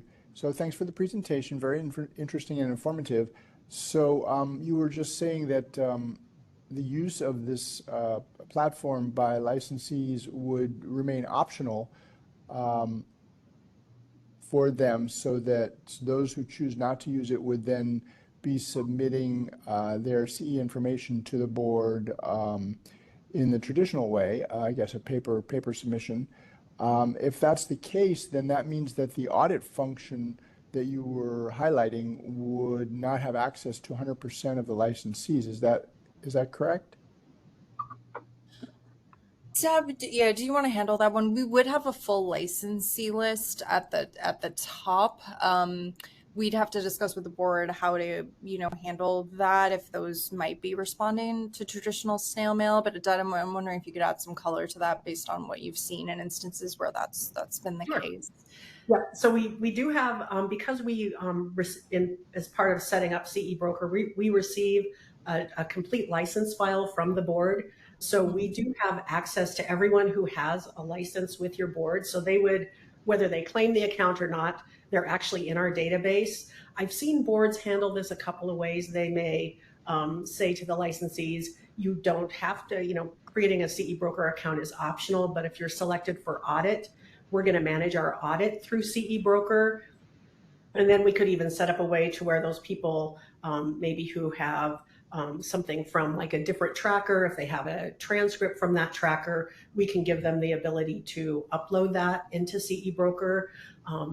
It seems like sometimes with auditing, just my personal experience, if you choose to use CE Broker for auditing, just getting as many people as possible to, kind of making, this is the way we're going to do it, kind of putting down that, just saying, here's the tool we're going to use. If we have people who have some difficulty with them, we can kind of handle them as a one-off.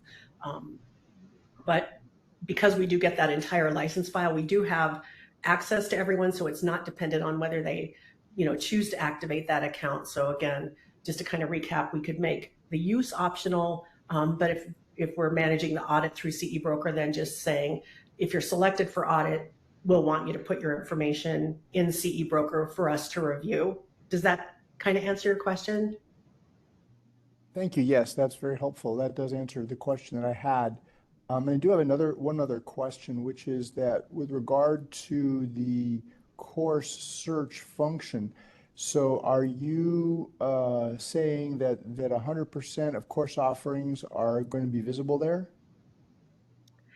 Yes, and what we do is, again, part of our implementation process is, again, going through your rules, looking to see what type of continuing education providers are acceptable for the board. Do they have, ACCME requirements, AOA requirements, that type of thing. So we'll set up what we call a provider flow, and just those providers that meet those requirements or those regulations are then able to create a provider flow, and then only those courses would be what would show up in the course search. So it's not just a random type course search. When they go to the course search, it knows I'm a California naturopathic doctor. Show me the courses that are acceptable for my board. Now, there could be courses out there that don't show up just because not every provider may choose to set up an account, but the courses that do show up are courses that would be acceptable for CE by the board.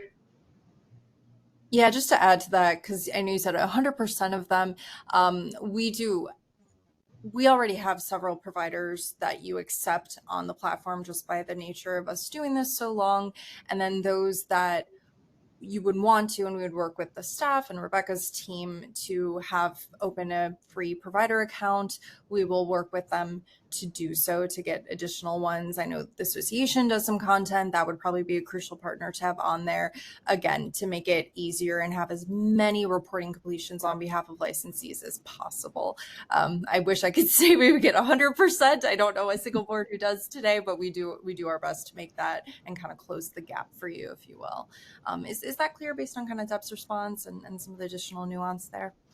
Yes, thanks. That's very helpful. And then I was just wondering, I guess there's a roughly maybe 25 jurisdictions that license naturopathic doctors. Are you at liberty to share what percentage of those are currently using your platform? Yeah, I don't know the percent off the top of my head. I could definitely follow up with Rebecca with the full list. I know we have New Hampshire, we have Florida, just by the fact that we have the whole department.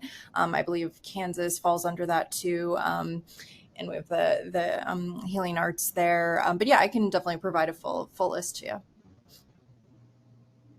Great, thanks. That's all the questions that I have. Great, thank you. Hi, this is Dr. Mina Yoon. I wanted to say thank you. I think this was a wonderful presentation, and as a dual licensee, I think that it's incredibly helpful managing all of the continuing education's requirements for both licenses. I do have a question about the search for the continuing education. Is there, more so as a licensee, but is there a way to be able to say, okay, yes, this CE is going to fulfill a requirement for both acupuncture and as a naturopathic doctor?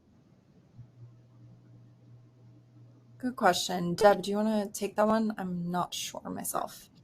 Yep. So what'll happen is when you're in your account, depending on the default, like if you were having your naturopathic license, when you go to the course search, it's going to show those courses. But when you click on the course, you'll get a bit more detail. And so it's going to show you the detail of that course and letting you know this is going to satisfy this license and this license as well. So it'll show you the different approvals for that course.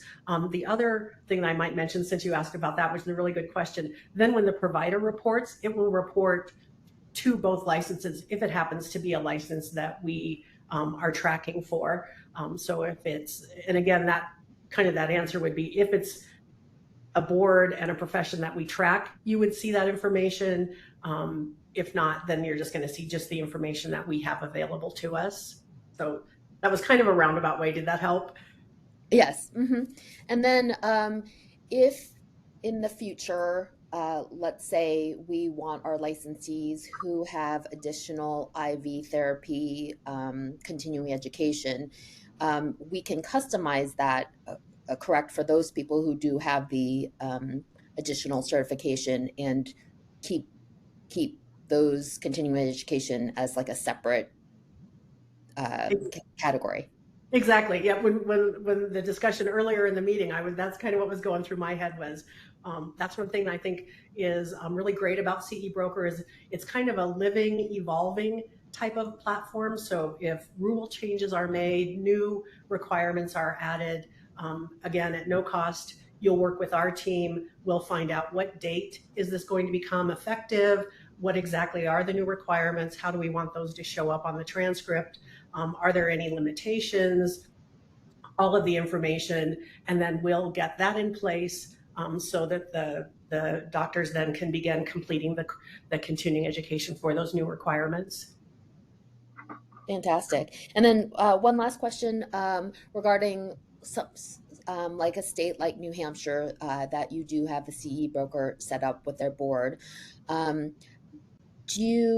I know you mentioned that not every board has like 100% licensees who have signed up with the CE broker, but do you have like a kind of a percentage of how many licensees do sign up for it?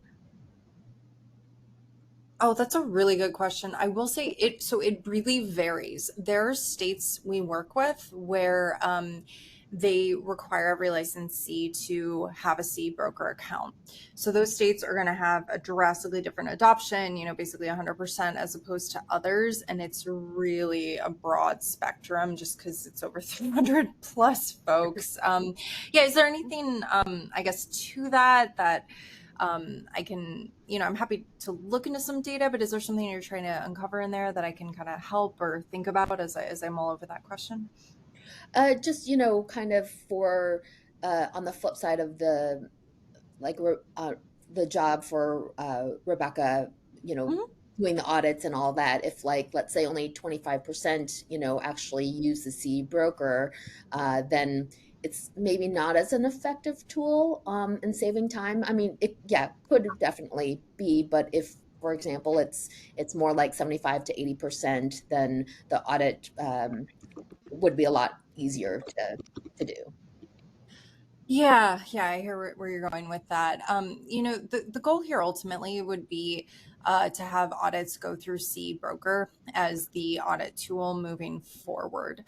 There will be fringe use cases where that might not be possible, but in in the sentiment of modernization and kind of what the DCA is doing across the board and, looking to do moving forward, that would be the direction, but optional for licensees. I just want to play out a scenario. Let's say you're like, oh, okay, like I have a CE broker account, but you never log into it, right? And I don't know, 10, 15 years from now, you get audited for the first time. You would log into the CE broker account. And often what happens is the licensee goes, oh, wow, there's actually been various CE reported on my behalf over the past few years and this and that. And then they just fill the couple gaps and self-report, much as you do today, kind of in that portal of any additional pieces that they might need. So that's the other way that could play out, where it's still providing value for board staff and, also reducing the burden for a licensee and giving you some flexibility should you not, claim your account or, use it right away. Okay, so one last question. If other states have used it and mandated it, does that include having that in some sort of regulation? It does. It varies board by board, state by state, kind of on what their rules looked like initially. But yeah, usually there's some sort of rule change that involved. So that's yeah, I would say like kind of a larger, different conversation, but typically yes. Okay, thank you so much. I really appreciate. Yeah, absolutely. Hard to draw huge thematic ties, but as everyone is a little different, as you know, but happy to help. Yeah. Thank you. Amanda, can I add just one other thought on that? When you were asking about the engagement, one thing too, as a client success manager, so I'm one of the team members here at CE Broker who work directly with boards. And what I find with my board partners is if CE Broker and the board collaborates, even if it's not mandated, even if people aren't required, but if we work together with messaging, letting them know, hey, we partnered with CE Broker, the more, I don't want to say buy-in, but the more that the board says, yes, this is a legitimate thing, this is a tool that we think, provides value, and we think you should take advantage of it. The more we kind of work together to get that messaging out, I see increased account adoption as well. And we will provide you with an engagement packet, all different types of suggestions on literature. We kind of hold the board staff's hand going through that process. So we don't expect them to be alone in this. We definitely partner together to get the word out. Yeah. Thank you. That was the point I missed. Absolutely. Yeah. The frequency of, giving as much lead time for the change management, putting a newsletter, website, is just the best way to make sure you're empowered and help with that adoption. Thank you. Okay, this is Dr. Thompson. We do have a mandated lunch break in 3 minutes. So I just want to see if we can check for any public comment during that time. If we could go through the areas, starting with the El Dorado room to see if there are any members of the public present. There are no members of the public present in the El Dorado room. Right, there are no members of the public present in San Rafael, San Francisco. No members present. And the Fresno location.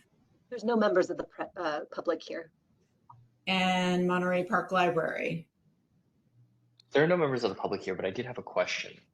Okay. Hit the raise hand feature for the presenters. And actually, sorry, the question is more for staff. In thinking about this from the board's perspective, right, we're not necessarily going to be the ones using the software. Does staff have an opinion or perspective if you have, sort of seen the software, tested it, or maybe have, sister departments from other jurisdictions and states that have opined on this? And what is staff's thought process? Will this increase operational efficiency or what is, essentially, what is your opinion? Sure. Thanks for the question, Andy. I think that it would if it worked in the way that it was presented today, and if it was to work as a as a system that would work with our current Breeze system. So I think there's a couple of things in play here. I did want to bring this to you because this has been a question or kind of a request from our licensees in trying to make sure that our licensees have as many services and tools and resources as possible. I thought that this would be a good presentation for you guys. However, it is important to remember that per state policies, any vendor contracts outside of a statewide contract would still need to go through vendor bidding process, that type of thing. And I know that DCA and their OIS team, which is the kind of their technology team, is working to see if they would be able to work with CE Broker or a vendor like CE Broker tracking CE. So I know that there's a couple of moving parts on this, but I did want to bring this to you because I do think that having some type of a tracking system would be very beneficial to not only staff but mainly for licensees, like Dr. Yoon said, especially those that are duly licensed and have to track not only one CE but two. So I think that this is a great resource for licensees. Okay, thank you so much. Wanted to just grab staff's perspective on that. Sure, thank you. Wonderful. Thank you for that question. At this point, I would like to open the open for public comment online, moderator. WebEx is open for public comment on the CE Broker presentation. If you'd like to make a comment, please raise a hand by tapping that hand button at the bottom of the screen. Dial-in users dial *3 to raise your hand, and we will call on people in the order we have requests. We're going to take a few more seconds to see if we have a request for public comment.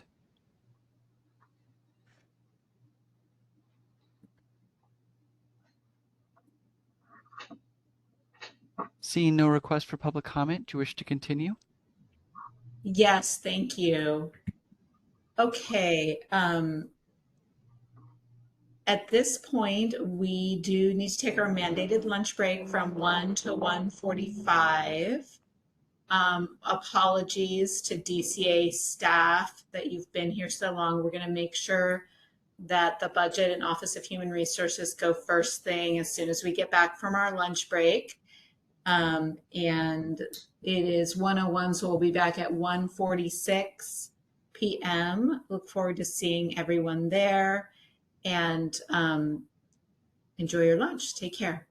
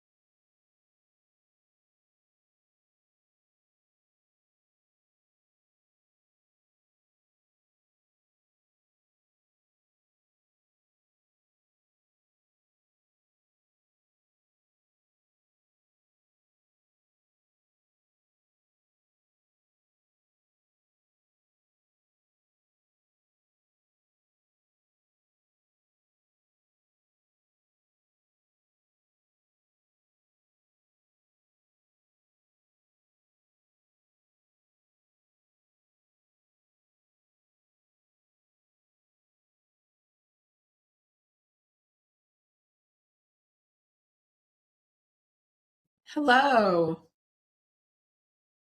Is everyone here? Eldorado room is here.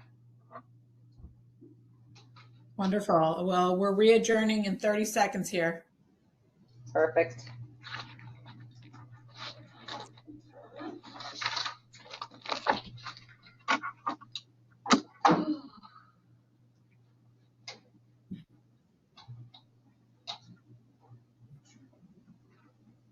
I felt like I inhaled my poop. And moderator, we're going to actually do, finish up agenda item 8 when people get back.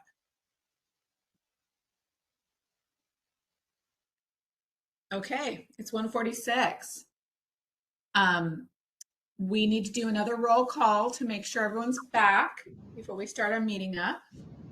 Rebecca, would you like to do that? Absolutely. Dara Thompson. Present. Dr. Mina Yoon. Present. Dr. Satara Tice. Present. Thank you. Dr. Deparshi Mukherjee. Present. Mr. Andy Yam.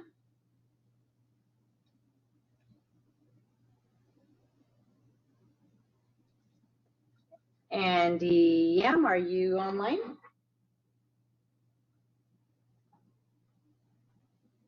How about Dr. Bruce Davidson? Okay.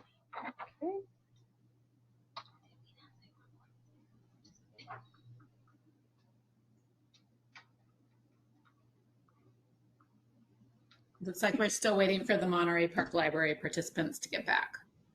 Okay.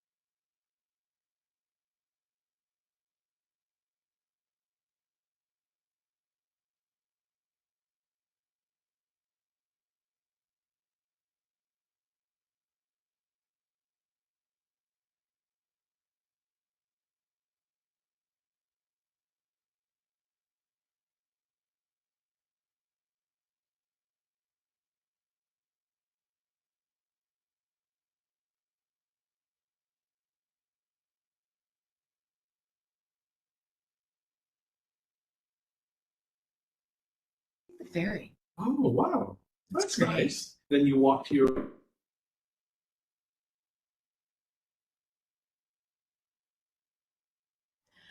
All right, checking in again about the Monterey Park participants. Are you back?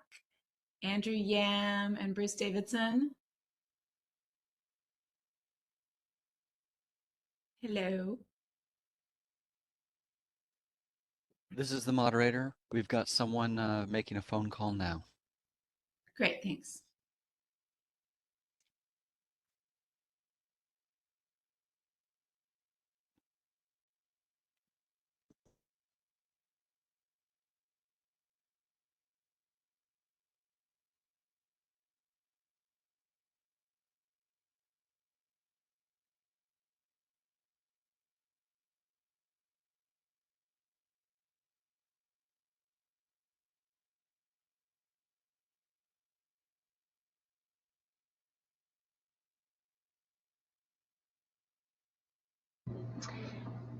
So it looks like the Monterey Park Library is logging back on right now. They should be on momentarily.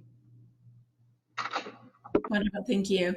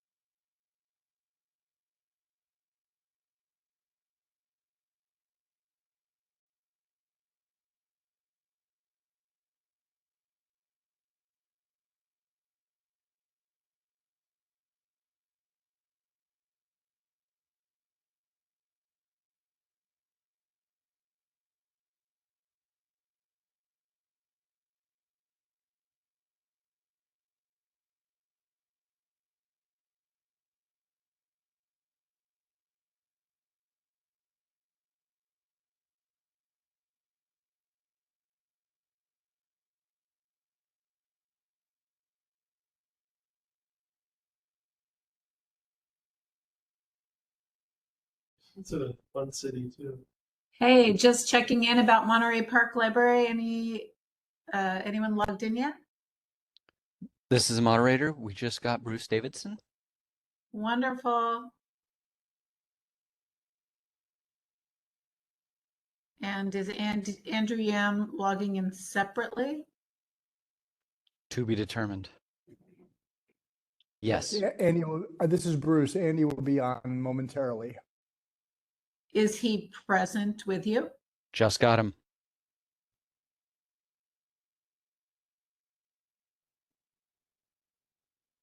Great.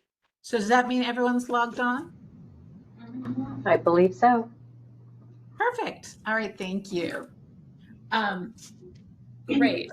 So what we're going to do is we're going to call to order again, and then we'll move forward with our presentations. We're a little behind schedule just because we got started a little late and our last presentation went longer than expected. So we're just going to try and be real efficient, but we are going to cover whatever is necessary to get this important work done. All right, Rebecca, can you please do the roll call? Absolutely. Dr. Dara Thompson. Present. Dr. Mina Yoon. Present. Dr. Satara Tice. Present. Thank you. Dr. Deparshi Mukherjee. Present. Mr. Andy Yam.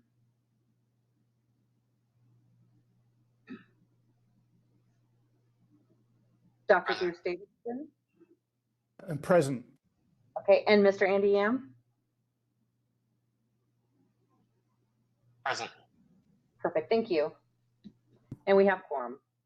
Wonderful. So we're going back to agenda item 8 to allow DCA staff to go about their lives. We're going to start with the budget office report and then do the report from the Office of Human Resources. Thank you so much for being here. You know what, I think we skipped over Shelley Jones, who's from the executive office, to give the executive office update for DCA. Could we go ahead and have her go next? Absolutely. My apologies. Perfect. Thank you.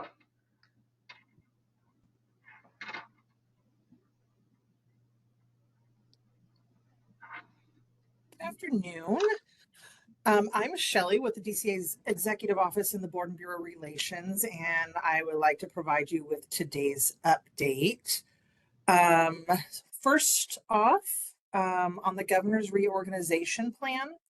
In January, Governor Newsom released his proposed 2025-26 state budget, which included a proposal to split DCA's oversight agency, the Business Consumer Services and Housing Agency, into two separate agencies. They would be known as the California Housing and Homelessness Agency and the Business and Consumer Services Agency. After public hearings and review by the Little Hoover Commission and the legislature, I'm pleased to share that the governor's reorganization plan was enacted on July 5th. Again, the new Business and Consumer Services Agency will be responsible for consumer affairs, licensing, and enforcement, and the Department of Consumer Affairs will be among the 8 departments in this new agency. The two agencies will officially become operative on July 1st of 2026, and DCA is continuing to participate in multiple agency work groups on the logistics required to transition to the new agency, and will continue to keep board and bureau leadership apprised throughout the year ahead. Secondly, our hybrid telework transition. On March 3rd of 2025, Governor Newsom issued an executive order requiring all state agencies and departments to update their hybrid telework policies for employees and increase from 2 to 4 days in office per week, beginning July 1st of 25. At the end of June, agreements with several labor unions representing employees within the Department of Consumer Affairs were released, delaying the 4-day in-office requirement by 1 year for most employees. We appreciate staff's flexibility as the situation evolved. Regarding travel, we have some travel updates. On June 9th of 25, the Department of Finance issued guidance for out-of-state travel in the upcoming fiscal year. Travel outside of California will be limited to essential travel that is required to conduct state business, and this means requests should only be made for mission-critical needs. DCA did distribute a memo to all boards and bureaus on June 16th, detailing the criteria for mission-critical travel, including but not limited to enforcement actions, revenue collection, statutory requirements, auditing, and litigation. Additionally, All requests must be provided to DCA's budget office 8 weeks in advance to allow for review by DCA, agency, and the governor's office. If there are any questions, please contact your assigned budget analyst at DCA. We would also like to remind board members and staff of our collective responsibility to always work to minimize the cost to the state through responsible travel planning and scheduling. To best serve the public, it is incumbent upon all of us to ensure that we are being fiscally prudent in our decisions, especially when traveling for board business. DCA is reminding members and staff to evaluate if a rental car is always necessary versus ride-sharing services. Carpooling is also highly encouraged when renting vehicles. We know that there may be new travel costs board members are experiencing as well, such as baggage charges, so please make sure to keep your receipts to ensure that you can be reimbursed. If you have any questions, please reach out to member relations at dca.ca.gov so that we may assist you. And finally, our annual report. The annual report is one of DCA's biggest projects.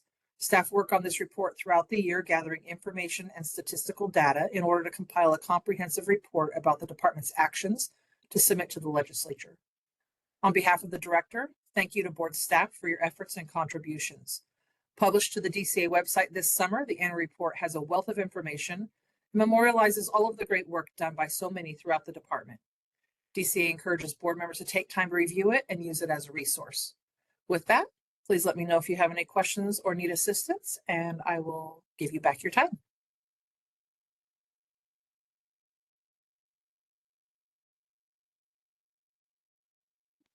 Thank you so much for your presentation. Are there any questions or comments from the board?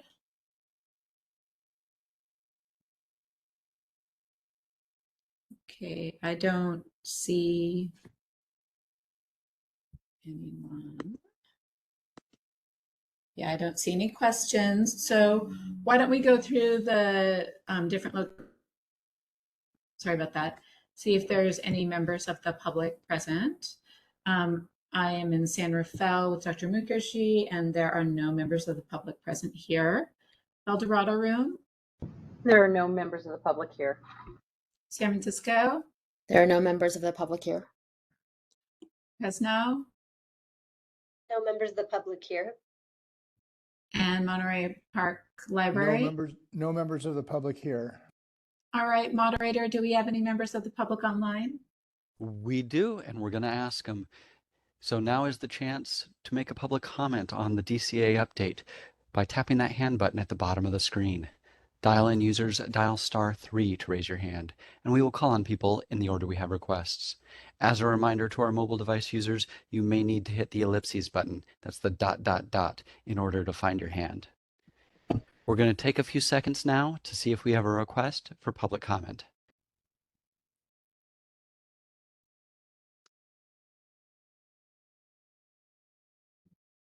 Seeing no request for public comment, do you wish to continue with the agenda? Yes, thank you so much. Now we're going to move on to agenda item 8C as in cat, the report from the budget office. Thank you so much for being here.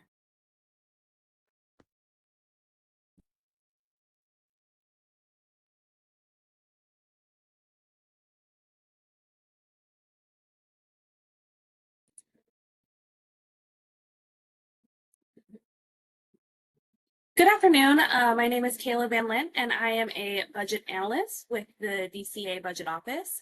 And I am joined by the budget manager, Suzanne Balkis.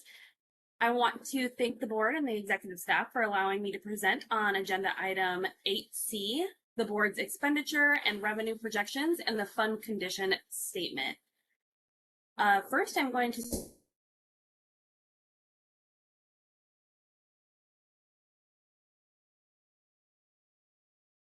The projections in this report are based on actual data through fiscal month 12.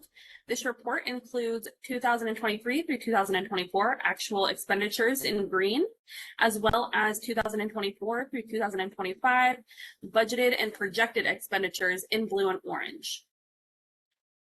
Looking at the totals at the bottom of this document, you will see the board has a beginning base budget of $755,000 and is projected to spend about $722,000. creating a reversion to the board's fund of approximately $33,000 and a reversion percentage of about 4.3%.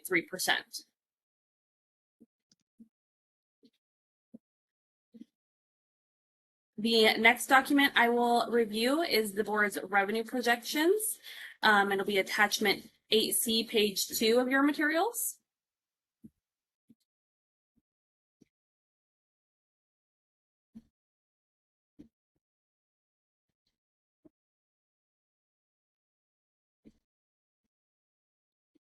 This report includes receipts collected through June, and I will go further into these projections as we transition to the next slide.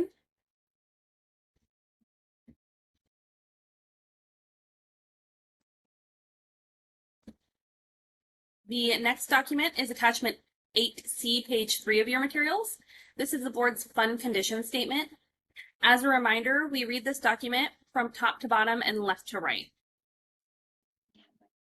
Oh, I have to come out. The left column is the board's prior year, 2024 through 2025, based on fiscal month 12's projections. And please keep in mind that once the fiscal year is reconciled in fiscal month 13, the projections may slightly vary. It shows the board began 2024 through 2025 with a beginning balance of $828,000. The board collected $653,000 in revenues, with $97,000 from initial licensing fees, $520,000 from renewal fees, and $36,000 was collected from the issuance of citations, fines, delinquent fees, and other revenue.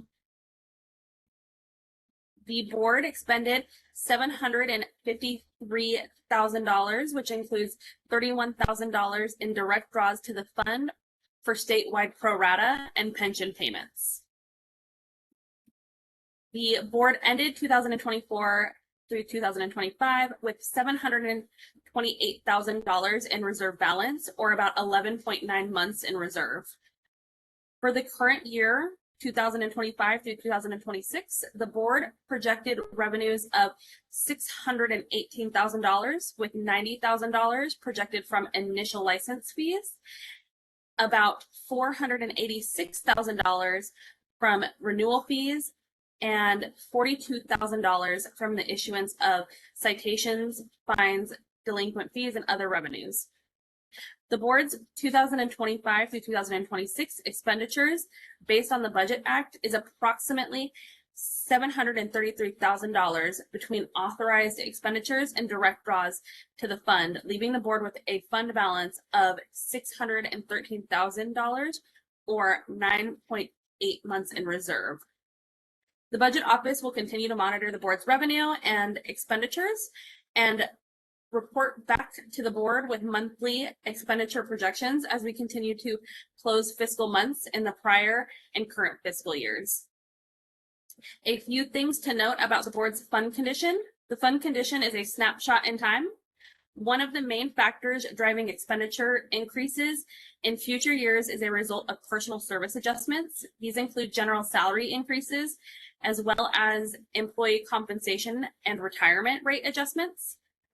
The Budget Office includes a conservative ongoing 3% increase to expenditures on the fund condition statement to account for these ongoing incremental adjustments. You will also notice that most revenues are projected static in the out years. Lastly, I would like to note to the board that any future legislation or unanticipated events could result in the board's need for additional resources, which could create cost pressure on the fund.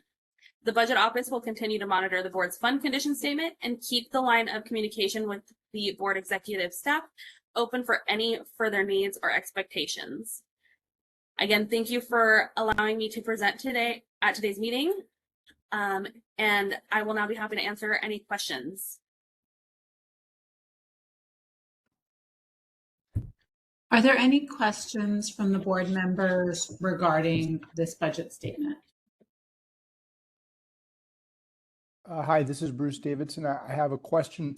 Could you please remind us of what the recommendations are? I seem to remember hearing this in one of prior presentations of this material, whether there's a recommendation with regard to months in reserve.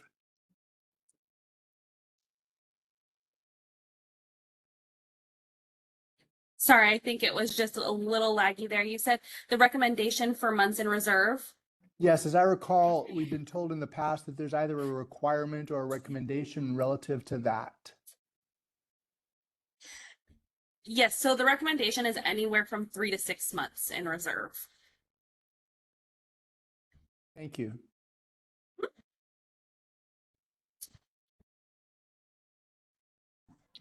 Any other questions or comments from the board members?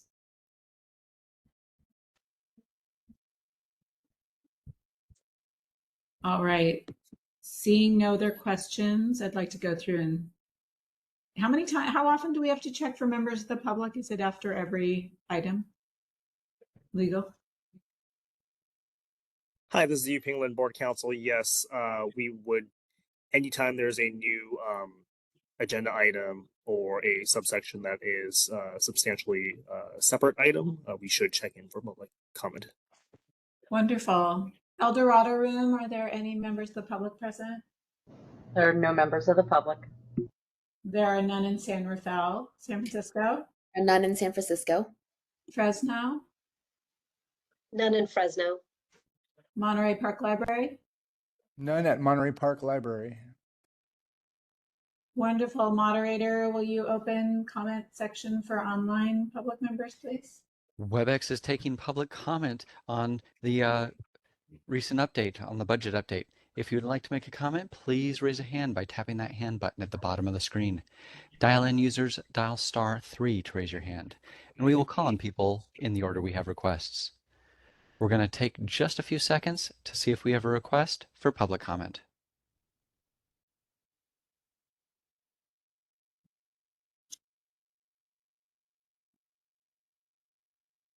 Seeing no request for public comment, you wish to continue? Yes, thank you. All right, now we're going to be moving on to our last DCA presentation, which is from the Office of Human Resources on Executive Officer Evaluation.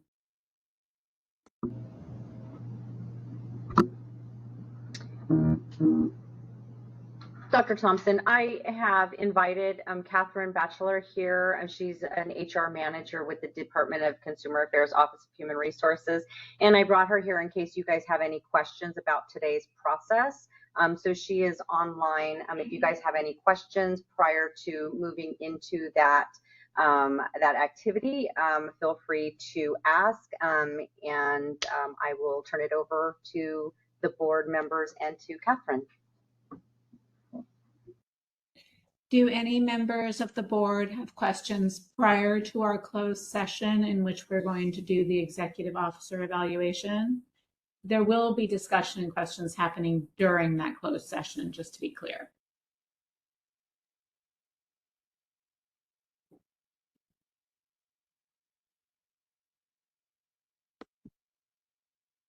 I don't see any questions from board members on that.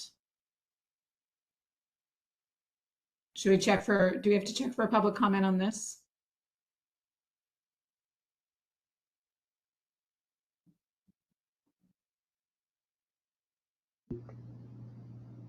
Mr. Lin? Sorry, I disconnected for a second. Could you repeat that? I'm wondering if we have to check for public comment since this person has not actually given a presentation yet. She's more present for our closed session. That's correct, but in the interest for the public, let's just check in. Okay, great. El Dorado Room, do you have any members of the public? There are no members of the public. There are none in San Rafael, San Francisco? None in San Francisco. Fresno? None in Fresno. Monterey Park Library? None at the Monterey Park Library. Wonderful. Okay, then moderator, if you could open for public comment, please. WebEx is open for public comment on the annual Executive Officer Performance Appraisal process. If you'd like to make a comment, please raise a hand by tapping that hand button at the bottom of the screen. Dial-in users dial *3 to raise your hand, and we will call on people in the order we have requests. We're going to take just a moment now to see if we have a request for public comment.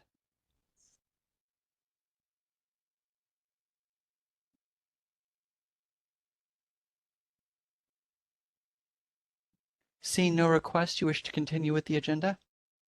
Yes, I do. We are now moving on to agenda item number 5, which is review and possible approval of the January 23rd, 2025 board meeting minutes. These minutes were provided to you in the packet that Rebecca emailed out. So at this time, I'm going to ask if any board members have comments or corrections for those meeting minutes.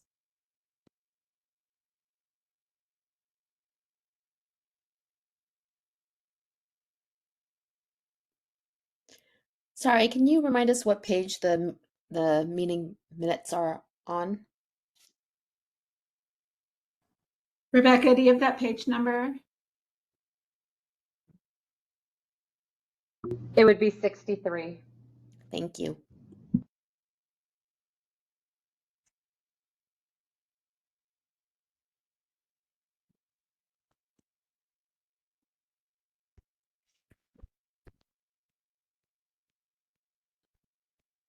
All right, I'm not seeing any comments from board members. I'm so sorry that I'm having trouble remembering the order on this, but do we do a motion to approve the meeting minutes and then ask for public comment? Is that correct before the vote? That's correct. All right. Would anyone like to move to approve these meeting minutes? This is Bruce Davidson. I'll move to approve the minutes of the January 23rd meeting. I'll second. This is Deparshi Mukherjee. Wonderful. Okay, we're going to go through and see if we have members of the public. El Dorado room. No public members here. There are none in San Rafael, San Francisco.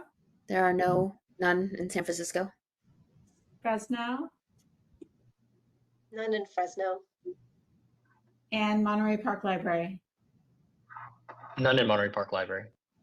Wonderful. Thank you so much. We're going to open the online public comment regarding these meeting minutes to see if there are any comments on that.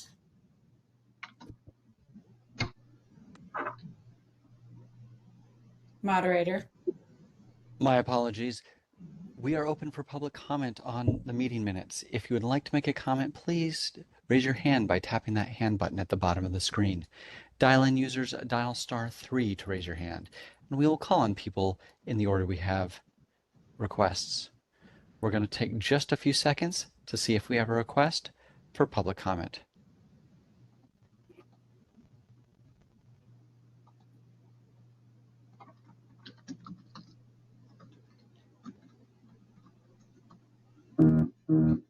Seeing no request for public comment, do you wish to continue with the agenda? Yes, at this time, we'll do a roll call vote on whether or not to approve the minutes. Rebecca? Dr. Dara Thompson? Aye. Dr. Mina Yoon? Aye. Dr. Satara Saiz? Aye. Dr. Deparshi Mukherjee? Aye. Mr. Andy Yam? Aye. And Dr. Bruce Davidson. Aye. And that motion moves with 6. Wonderful. Thank you so much. At this point, we're actually going to move on to our agenda item 6, which is the Executive Officer's Report, which our Executive Officer, Rebecca Mitchell, is going to be doing. Great, thank you. And I will try to make this as brief as possible, but if you have questions, I will pause at the end of this to give you time for those. All right, so I wanted to give you a report with the, let me, hold on one second.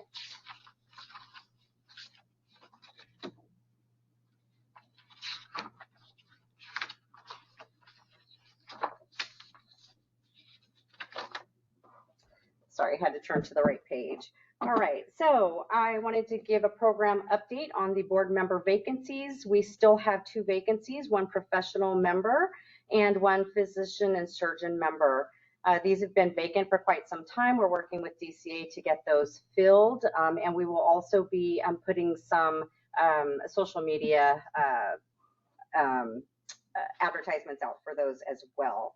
Staff continues to collaborate again with Department of Consumer Affairs of the Governor's Appointments Office to get these positions filled. Also, we've got 4 of our members who are going to be coming to their term expiration dates on January 1st, 2026, and entering a grace period through January 1st, 2027.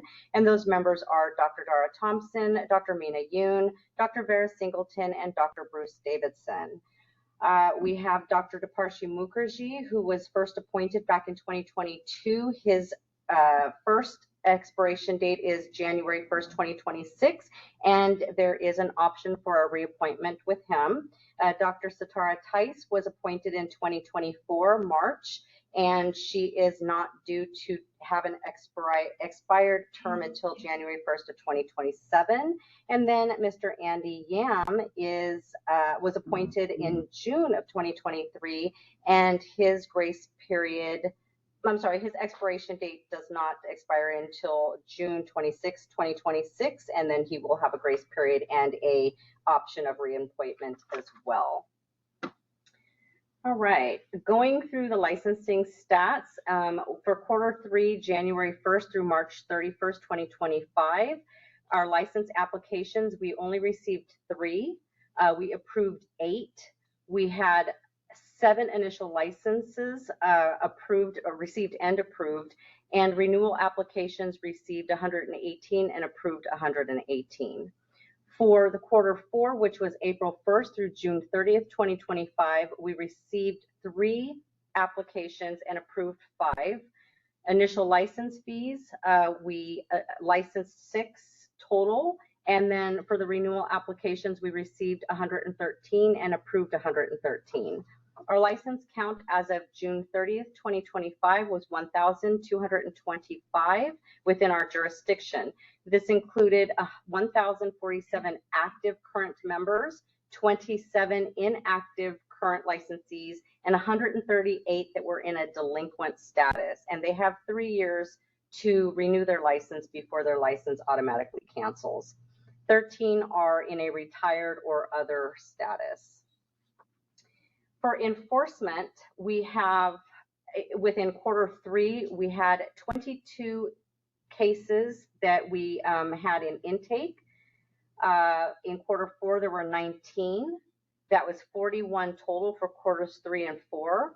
We closed a total of 36 in that period of time and issued 1 citation.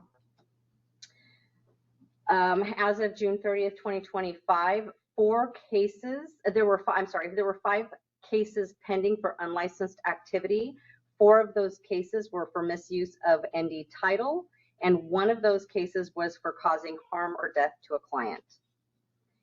There were 4 pending license or applicant cases at the end of Q4. 2 of these cases were for unprofessional conduct, and 2 of these cases were for incompetence or unsafe practice. So currently there are, as of Q4, the end of Q4, there were 9 cases pending. All right, were there any questions of any of those items?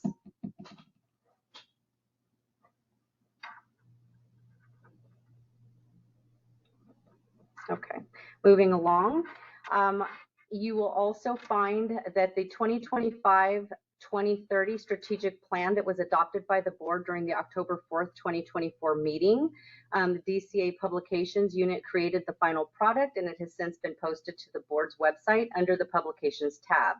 So big kudos to DCA Solid and the PDE units for their support during the creation of our newest strategic plan. All right, and next. So the new Doctor of Naturopathic Medicine program, University of Western States, granted candidacy status on, with the Council of Naturopathic Medicine Education. This was done in April 24, 2025. They received the candidacy status. Candidacy is not equal to accreditation, but is recognized as progressing towards accreditation. Students are allowed to sit for NCLEX as long as CNME placed the program in this status. The new program is an on-campus program located in Portland, Oregon, offering lab lectures, clinical rotation, and team-based learning. The program is a 14 quarters in length starting in October 25. All right, any questions? Rebecca, do you know how many students they have per class? I don't at this time, but I can definitely get that information for you. This was just kind of the first information that they sent to me, so I just wanted to provide you that information that they're going to start taking their next class of students in October. Oh, okay, So fantastic. For you, yes. Thank you. Thank you. Of course. Okay, for the Federation of Naturopathic Medicine Regulatory Authorities, we had a meeting in May 2025, which is all members meeting.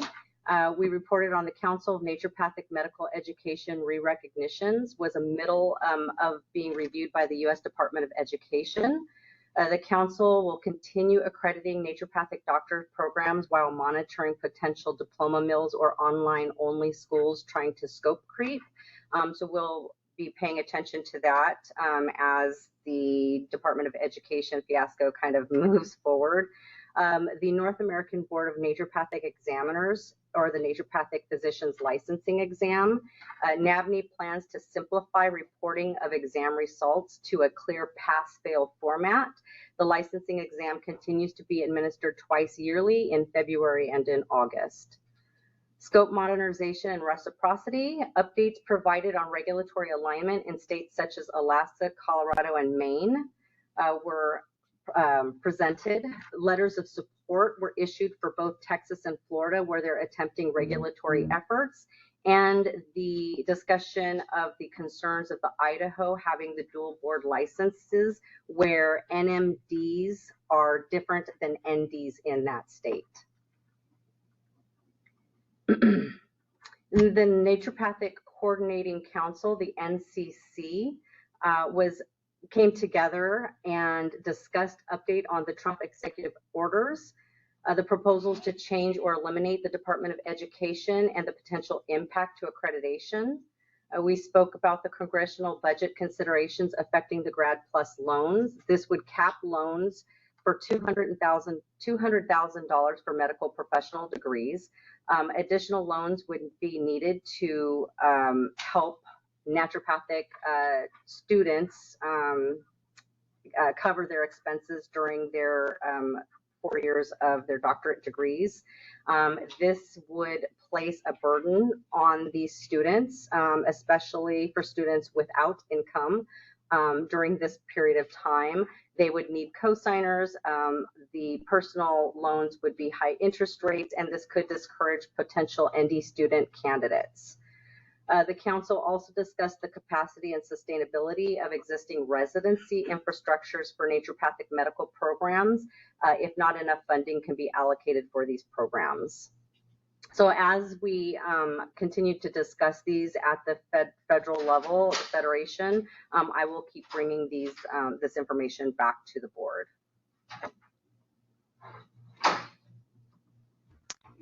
Are there any questions? Thank you for that, Rebecca. That was a lot of really great information. Of course. Any board members have any questions or comments?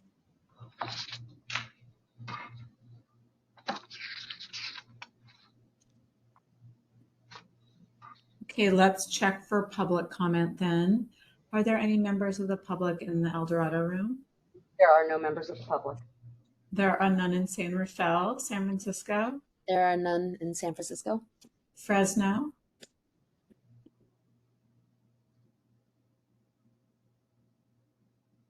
Sorry, there's none in Fresno. Wonderful. Monterey Park Library. There's none in Monterey Park Library. Thank you so much. Moderator, you're ahead of me, opening up for public comment. We are open for public comment via WebEx on the update. If you'd like to make a comment, please raise a hand by tapping that hand button at the bottom of the screen. Dial-in users, dial *3 to raise your hand, and we will call on people in the order we have requests. We're going to take just a few seconds to see if we have a request for public comment.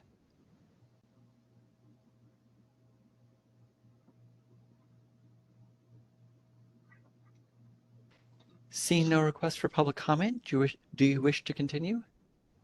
Yes, thank you so much. Our next agenda item, which is agenda item number 7, is status update and report of the board's current rulemaking proposals. Are you doing this one, Rebecca? Yes. Great, thanks. Okay, on your screen, you will see the most current rulemaking proposals with the board. As a reminder, our name change Section 100 regulations were approved back in March of 2025 and are now effective. Most recently, the rulemaking package for the delegation of functions was sent to OAL for approval. These were sent over and receipt of was confirmed by OAL on August 11th. We are currently awaiting approval. Both the inactive and retired status rulemaking packages are currently under staff review and preparation. We anticipate having proposed language ready for the board's consideration at upcoming meetings.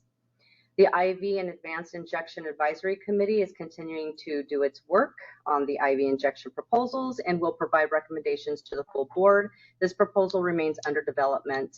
Staff will also begin working with Regulatory Council on disciplinary guidelines and uniform standards rulemaking packages. Any questions?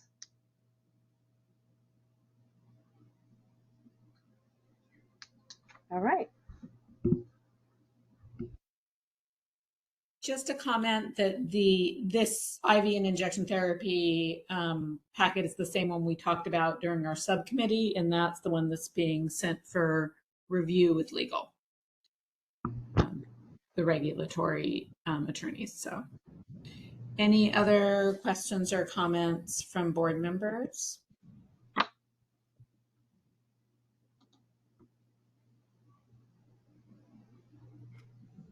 All right, let's check for public members. Any public members of the public in the El Dorado room?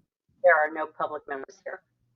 There are none in San Rafael, San Francisco. There are none San Francisco. Fresno. There are none in Fresno. And Monterey Park Library. There are none in Monterey Park Library. Okay, moderator, can you open for public comment? WebEx is open for public comment. If you'd like to make a comment, please raise a hand by tapping that hand button at the bottom of the screen. Dial-in users, dial *3 to raise your hand, and we will call on people in the order we have requests. We're going to take just a few seconds to see if we have a request for public comment.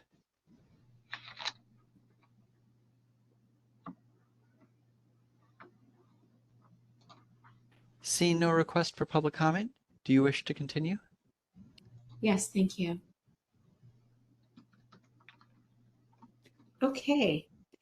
We've already done agenda item number 8, so we're moving on to agenda item number 9, which is update, discussion, and possible action on the 2025 legislative impact, legislation impacting the board, the Department of Consumer Affairs, and/or the Naturopathic Doctors Association. So just as a reminder, we're going to go through these. And Rebecca, are you doing this presentation? I had invited Susan Kilcrease to provide this information. I'm not sure if she's still with us, so let me see if she's still online with us. But these are things, some of them are for our information, and some of them we have to decide whether we're going to actively support or remain neutral, etc. That's correct. I don't see her online anymore, so she may have went after Matthew left. So I apologize for that. So we can either table this if you guys would like to, and I can bring it back to the next meeting. It's up to you. I'm not sure if you guys. Are there any of these bills that urgently need our attention? Let's see here. trying to take a look and see if there's something that you guys need to really bring up. Basically, SB 470, the Bagley-Keene Open Meeting Act, this is for the teleconferencing to allow us to do what we're doing now. So that might be something that you guys would may want to support. Let's see here. I don't think any of these other ones have much to do with our board. It's more kind of DCA level for all the boards. License examinations, I don't think that had anything to do with us either because we were not named in that one. So I think really the only one here that you guys may be interested in of taking a supportive stance right away would be the SB 470. And what would happen if SB 470 doesn't pass? Would we be unable to do any teleconferencing? Let me take a look at that. Hang on a second.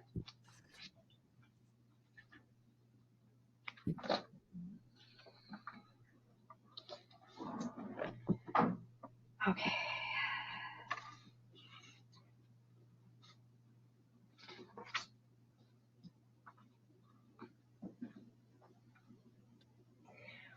I believe we would. It would just be a little bit stricter. I think there would be some items in place that we would have to do in order to continue the teleconferencing the way it's done now.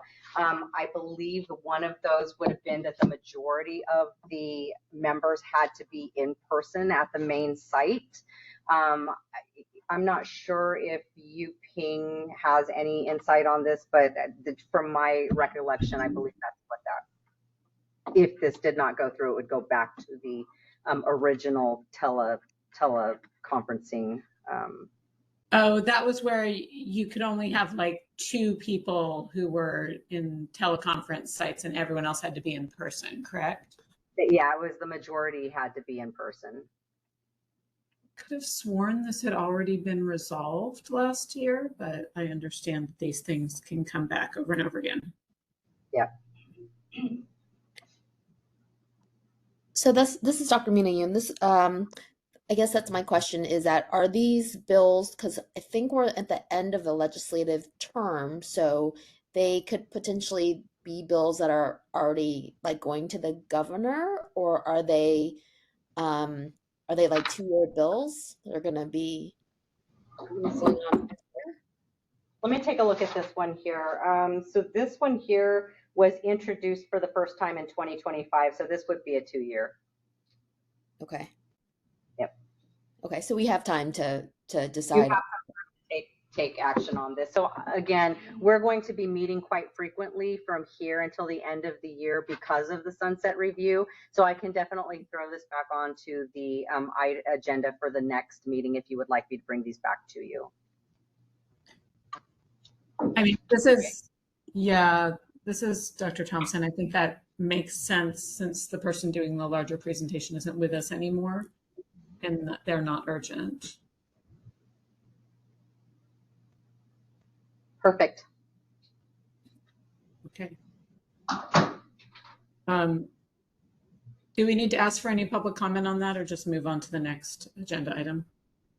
This is Yuping Lin, Board Counsel. Yes, for each of these, we should take public comment. I don't know if I could just make a suggestion. I don't know if the person that was originally going to present this, if they're still reachable, if you want to try to see if they're still available and come back to this agenda item after handling the others that are still yet to be addressed.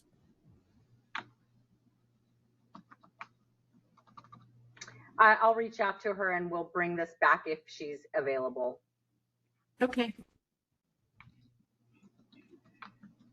In that case, do we still ask for public comment? I'm so sorry. Yes, please. All right. El Dorado Room, do you have any members of the public? No members of the public. None in San Rafael, San Francisco? None in San Francisco. Fresno? None in Fresno.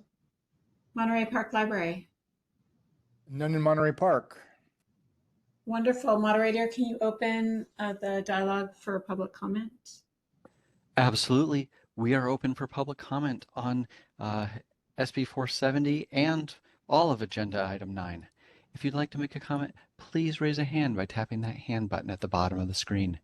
Dial-in users, dial *3 to raise your hand, and we will call on people in the order we have requests. We're going to take just a second now to see if we have a request for public comment.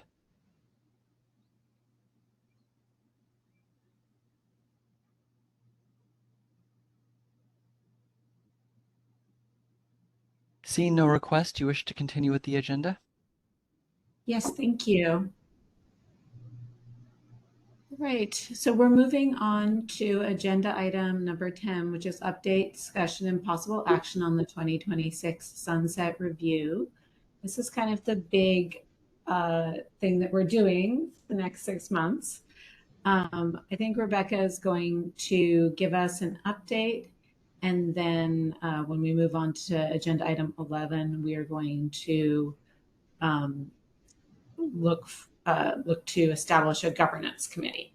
Okay, Rebecca, go ahead. All right, so the update, discussion, possible action on 2026 Sunset Review Report. DCA leadership facilitated a meeting with the programs undergoing Sunset Review in 2026 and the Joint Oversight Review Committee staff. On August 13th, 2025, the board met with consultants who provided key information regarding the Sunset Review process. Important dates for Sunset Review oversight for 2026. The report due date is January 5th, 2026. Sunset hearings will be late February or early March 2026, and to anticipate a Monday or Tuesday for that to happen. The first policy hearings will be in March or April. Again, like Matthew said earlier in this meeting, those are subject to change at the legislator's whim. So just dependent on where they are with that, they will let us know. Prior sunset issues, a brief summary of actions or current progress on issues raised in previous staff background papers should be placed in the prior sunset issues on this report. In the new issues section of the report, legislative proposals, please include justification and any relevant data. They ask that the board submit language for legislative proposals with the 30-day response.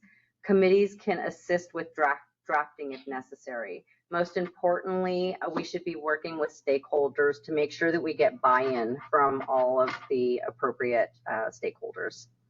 Concerns or issues with report format, questions, or data.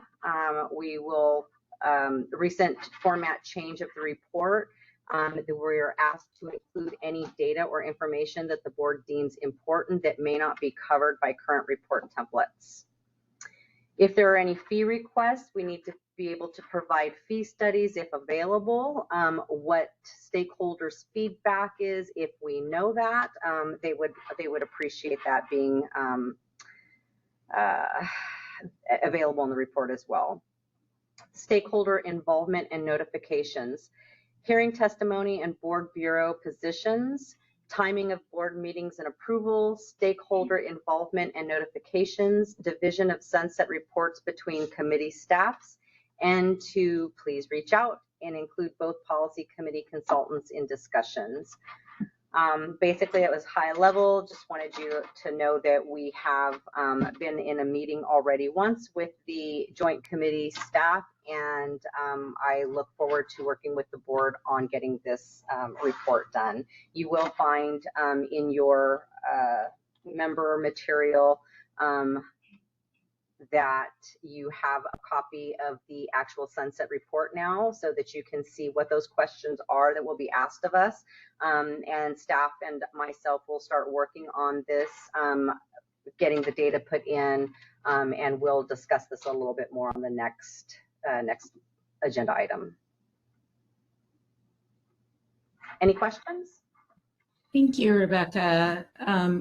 So at this point, we understand that you and the other board staff are working so hard on this, and we are going to talk more about this in the next agenda item. But what is it that we need to do prior to the next meeting?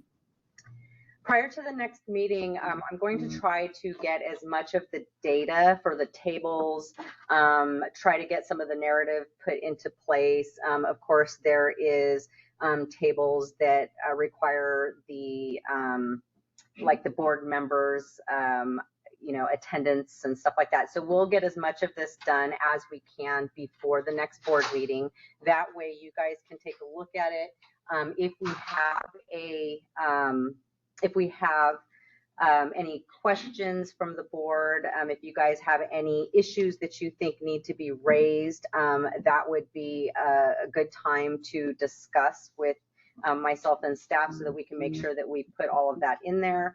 Other than that, I mean, I think that for those that have been here last time, and you know how hard this is, it's a pretty heavy lift for staff, and so that's why I was asking that we have a advisory committee that's an ad hoc two members or less that can work on this on the side with me, basically just to make sure that the data and the narratives are in line with each other. Thank you. That's so helpful. And that committee is what we're discussing in the next agenda item, correct? That is correct, yes. All right. Any questions or comments? So this is Dr. Yoon. A question regarding the language that you would send to Ledge for any proposals. Are we assuming that there's any additional language that we would want to propose other than the IV regs on the infectious safety policies?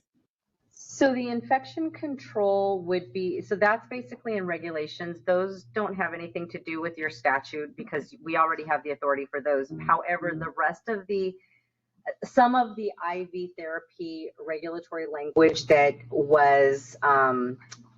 was created in prior meetings lacked the authority, and that's what you would need to request in statute. So if you had a chance to do it during sunset, that may be something that they would be willing to provide you in sunset because it's not very contentious. Okay. And considering that like it takes a while to get, it's going to take a while for them to help with the language, and the report needs to be in by January 5th. So Yes. is there a time frame in which we need to make sure that all of our potential language proposals would be in? Yes, and we'll be going over that when we go through the next meeting dates. We have a ton of different dates, and I'll kind of tell you where we should be at different points in time, because we do need to make sure that we bring this to the full board so that the full board can approve all of the language in that report. And then we also have to give time to the publications unit to be able to create an actual report, paper report, put it into a format, then bring it back to us so that we can approve that before they print it. So there's a lot of moving pieces here. So yeah, we're going to have several more meetings pretty much back to back from moving forward from here to the end of the year. But I will definitely be putting something together so that you guys know where we need to be during each of those meetings. Okay, great. Thank you. Of course.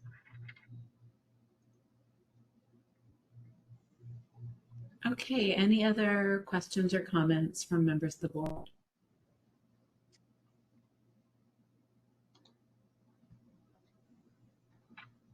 All right, let's check for public members.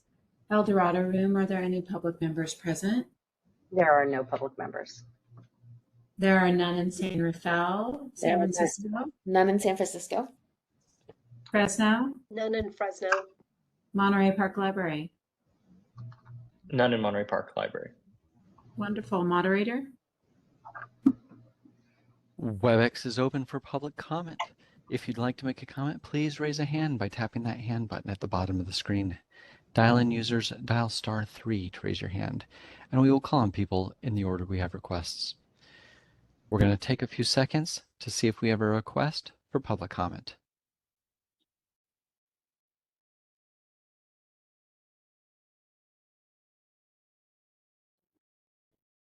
Seeing no request for public comment, do you wish to continue? Yes, thank you. All right, we are moving on to agenda item number 11. This is very important. So this is discussion. Yes. I'm sorry, can we go back? I actually have Matthew Wainwright here again. He's going to go ahead and go through those bills really quick with you, and just to give you a step. Perfect. Okay, great. Thanks for coming back. Of course, thanks for having me. Back to agenda item 9 to go over the legislative review. Thank you very much. It's great to be back here this afternoon. Everyone, my name, for those of you that don't remember from this morning, and members of the public, my name is Matthew Wainwright, and I am a legislative manager at the department's Division of Legislative Affairs. The department hasn't identified any legislation specific to the board in this legislative session, but we do have updates on the following DCA-wide and healing arts bills. They're listed in your agenda, so I'll go through that order. The first is AB 667, Assemblymember Salash, would technically require non-healing arts boards to allow for an interpreter for licensing exams for state administered or contracted exams if certain conditions are met, including that the use of an interpreter is permitted by the terms of the contract for exam administration. The current location for this bill is in the Senate Appropriations Committee. The second bill is Assembly Bill 742, El-Wari, which would require the Department of Consumer Affairs to expedite the license applications of potential licensees who are descendants of slaves once a process is established to certify descendants of American slaves. The provisions of this bill would be repealed either 4 years from the date they became operative or on January 1st, 2032, whichever is earlier.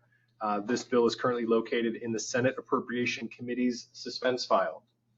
The third bill is Senate Bill 470, Senator Laird, which would extend until January 1st, 2030, the sunset date for alternative provisions for teleconferencing under the Bagley-Keene Open Meeting Act. These provisions, which took effect in 2024, are currently set to sunset on January 1st, 2026. This bill would impact both state body and multi-member state advisory body meetings. The current location for this bill is the Assembly Appropriations Committee. Next, we have Senate Bill 641, Senator Ashby. It would allow any board under the jurisdiction of the department to waive certain licensing requirements for licensees and applicants impacted by a declared federal, state, or local emergency, or whose home or business is in a disaster area. This waiver would apply to certain examinations, license renewals, fees, and continuing education requirements. It would also require every applicant and licensee of the department, and licensee of department programs to provide an email address. This bill is currently located in the Assembly Appropriations Committee. Second to last, we have Assembly Bill 447, Assemblymember Gonzalez, would allow a prescriber to dispense an unused quantity of a dangerous drug acquired by the hospital pharmacy to an emergency room patient who they are when they are discharged, if the drug was administered from single patient use, multi-dose packaging, and can be self-administered by the patient. The status for this bill has been ordered to Senate second reading and ordered, it is in Senate second reading and ordered to the Senate floor's consent calendar. And last but not least, Assembly Bill 489, Assemblymember Bonta, would prohibit artificial intelligence systems from implying that they are licensed healthcare professionals. This bill would allow healing arts boards within the department to pursue an injunction, restraining order, or other remedy against a person or entity who develops or deploys such a system. And this bill is currently located in the Senate Appropriation Committee's suspense file. And those are the bills I have for this update. Thank you for your time. Thank you so much. That's really helpful. Given that the Bagley-Keene Open Meeting Act is set to sunset in January 1st of 2026, does that mean if we're going to take a stance on that, we should be doing that soon? Just checking on the timeline of that. My understanding is that these provisions are set to expire January 1st, 2026, not Bagley-Keene, but I will obviously defer to board staff and the board on positions to take. I'm just simply here to provide a status update on where these bills are in the legislative process. I appreciate it. Thank you.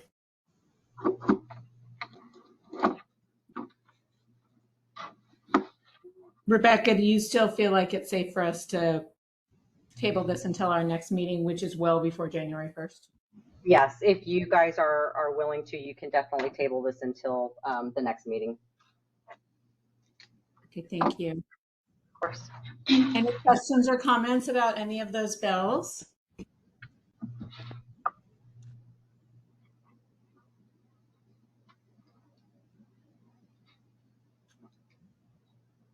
Okay, I think that in that case, we're going to check for members of the public.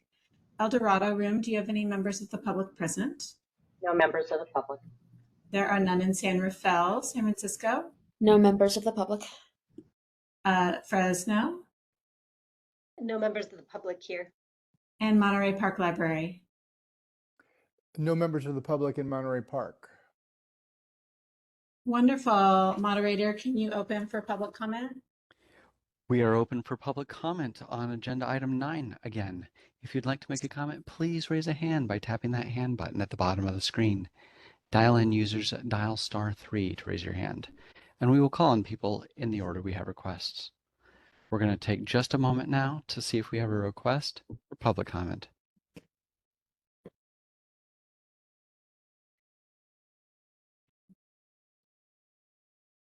Seeing no request for public comment, do you wish to continue with the agenda? Yes, thank you. Okay, now we're on to agenda item 11. And again, this is discussion and creation of a sunset review report and data governance committee. And if I understand this correctly, and Rebecca, please let me know, this is a committee of board members that are going to assist with the creation of the final sunset report. Is that correct? That is correct, yes. So how many people do we want on this committee? 1 or 2. That way we don't have to do public meetings, and we would be able to do ad hoc and get this work done quickly and bring it back to the board. Wonderful. So this is really great for a person who's really data driven, who is a good editor, those sorts of qualities. Anyone who's interested in this, please speak up.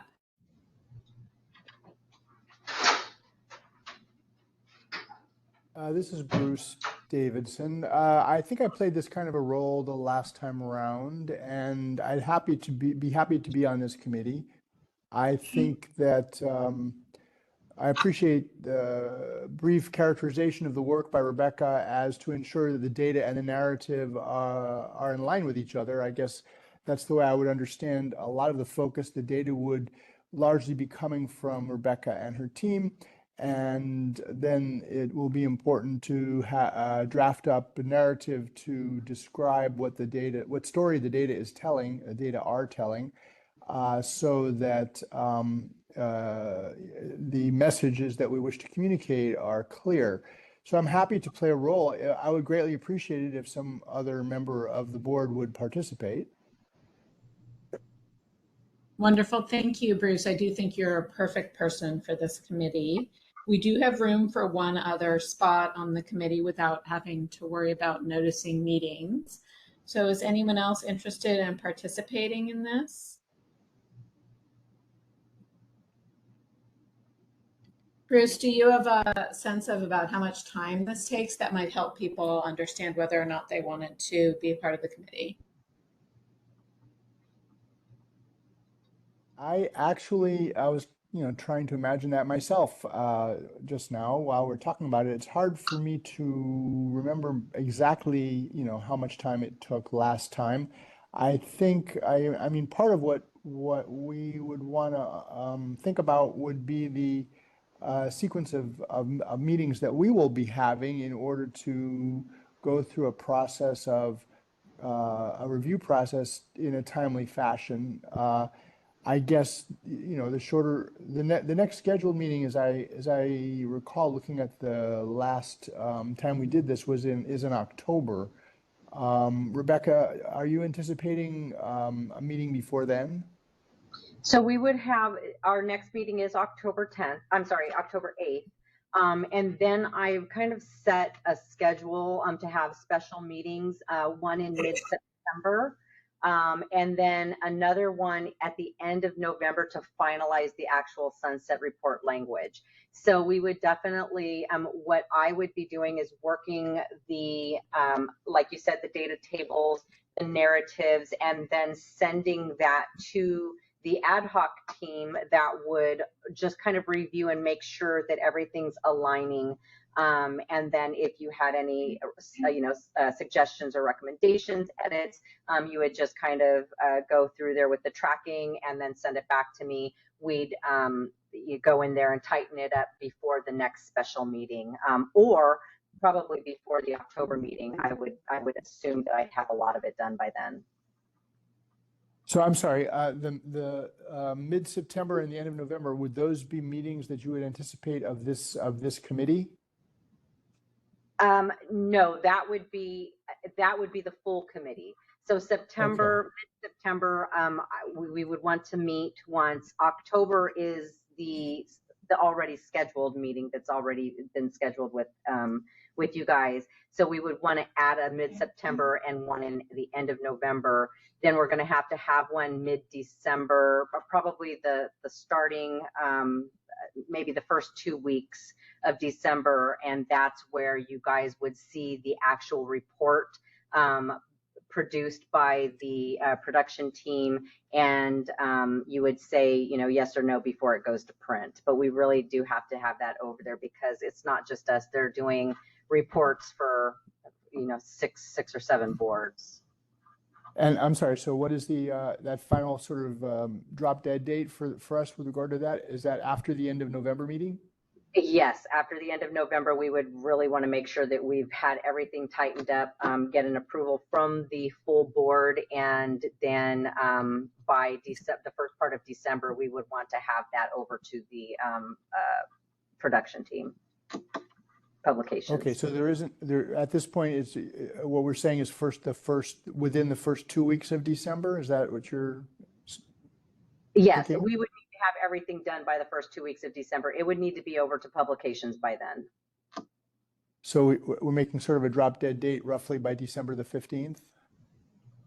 Yes, at least. Probably, I would say more December 5th. I mean, we would really be pushing it. The 5th. Okay, so that's really like the first week. Okay. It is the first week. So here's the thing. I can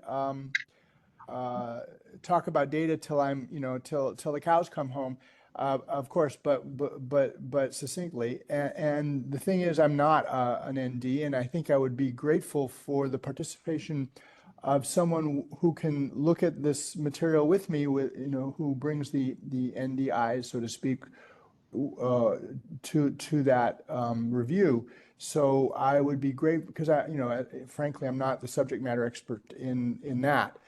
So we want the story that the data is telling to ring true from the point of view of the healing arts practitioners that we're supporting here. I agree. I think that's how we had it last time. We had you, and then I can't remember who else was. Oh, Dr. Greta D'Amico. Yeah, that sounds like it fits with what I recall too. Mm-hmm.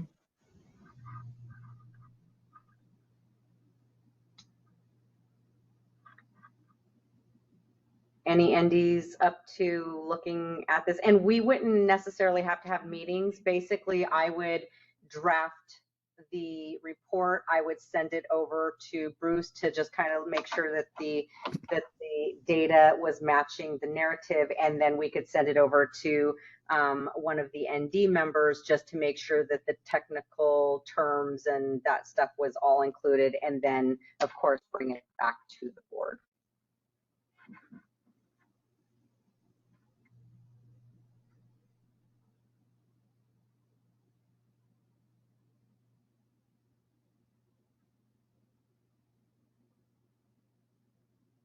Any takers? So I'm not seeing anyone jump on this right now. Would this person have to be appointed in this particular meeting, or could it happen outside of a meeting, since it's my job to appoint a person? I mean, it could happen outside of this meeting, sure. So I would ask the other ND members to just think really carefully. I don't want to put you on the spot like in a live meeting, but just think really carefully if this is something that you could fit into your schedule. It would be so valuable. And then we can also reach out to Dr. Singleton, who wasn't on this. I'd be able to attend this meeting and see if she is interested. It'd be great to have an ND do the review of this in addition to the work that staff is doing and Dr. Davidson was doing regarding the data, etc. Perfect.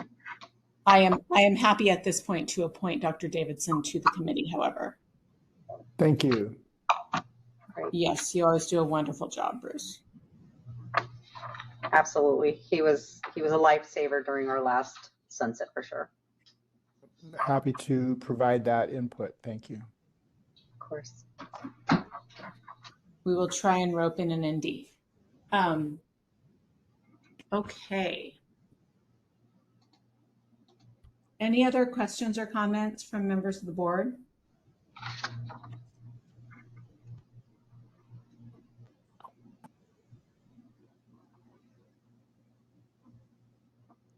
All right, let's check for members of the public. El Dorado room, is there any members of the public present? There are none. There are none in San Rafael. San Francisco? None in San Francisco. Fresno?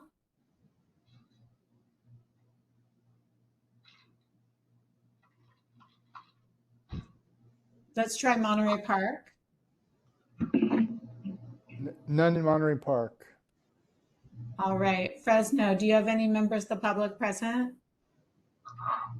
Fresno says that there's no members of the public. She had to step outside really quick. No worries. Okay, so we can open for public comment online. Really quick, Set did say that if there were no other members that said that they would join the last committee, that she would sign up for that. Okay, fantastic. Well, I'm happy to appoint her. Perfect. All right. WebEx is open for public comment on agenda item 11. If you'd like to make a comment, please raise a hand by tapping that hand button at the bottom of the screen. Dial-in users dial *3 to raise your hand, and we will call on people in the order we have requests. We're going to take just a moment now to see if we have a request for public comment.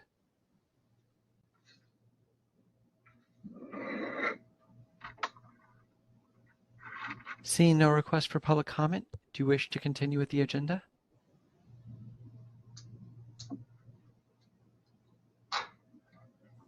Okay, so agenda item number 12 is actually really important, and I just want to let people know as we set these meeting dates that we really, to the best of our ability, need to not cancel any meetings between now and sunset.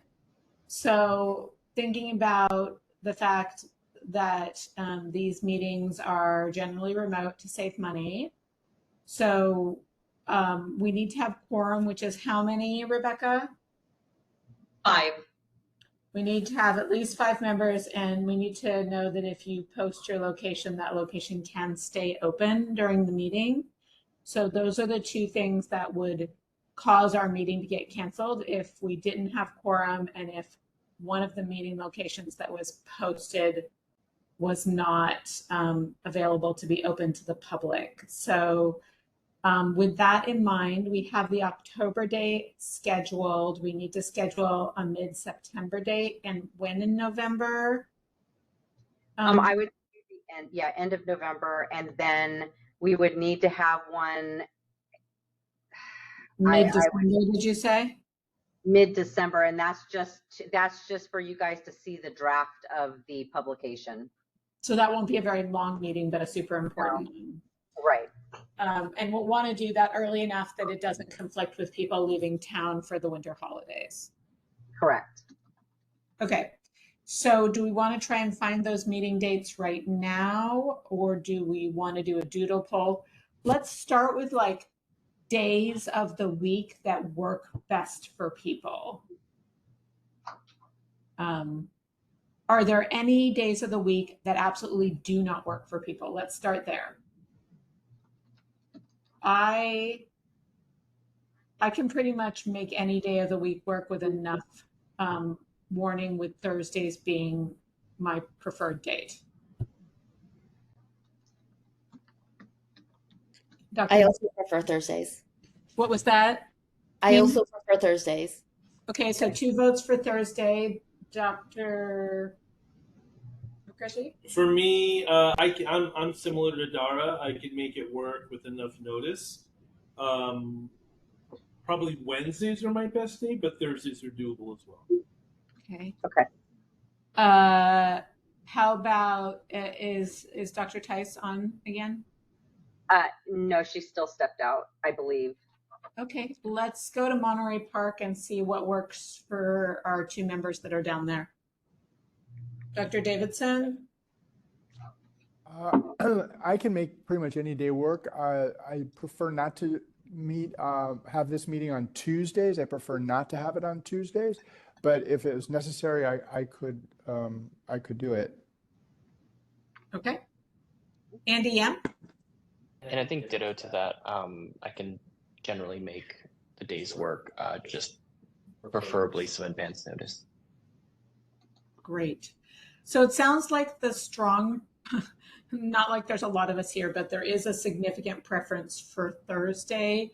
Can you message Dr. Tice and see if that would work for her? We could set some Thursday dates. Sure.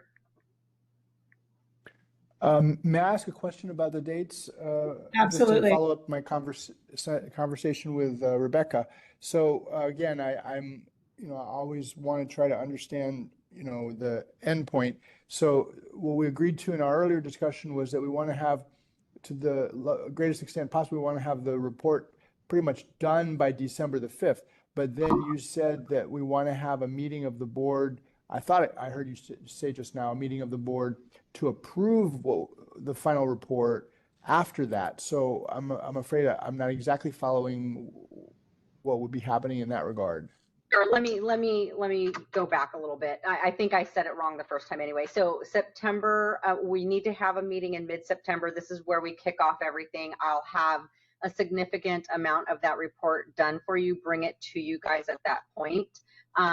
Then October 8th is our scheduled meeting, so we'll just continue working on it there. And then the end of November, we need to have one, and at that one is when we should actually approve the report in its entirety.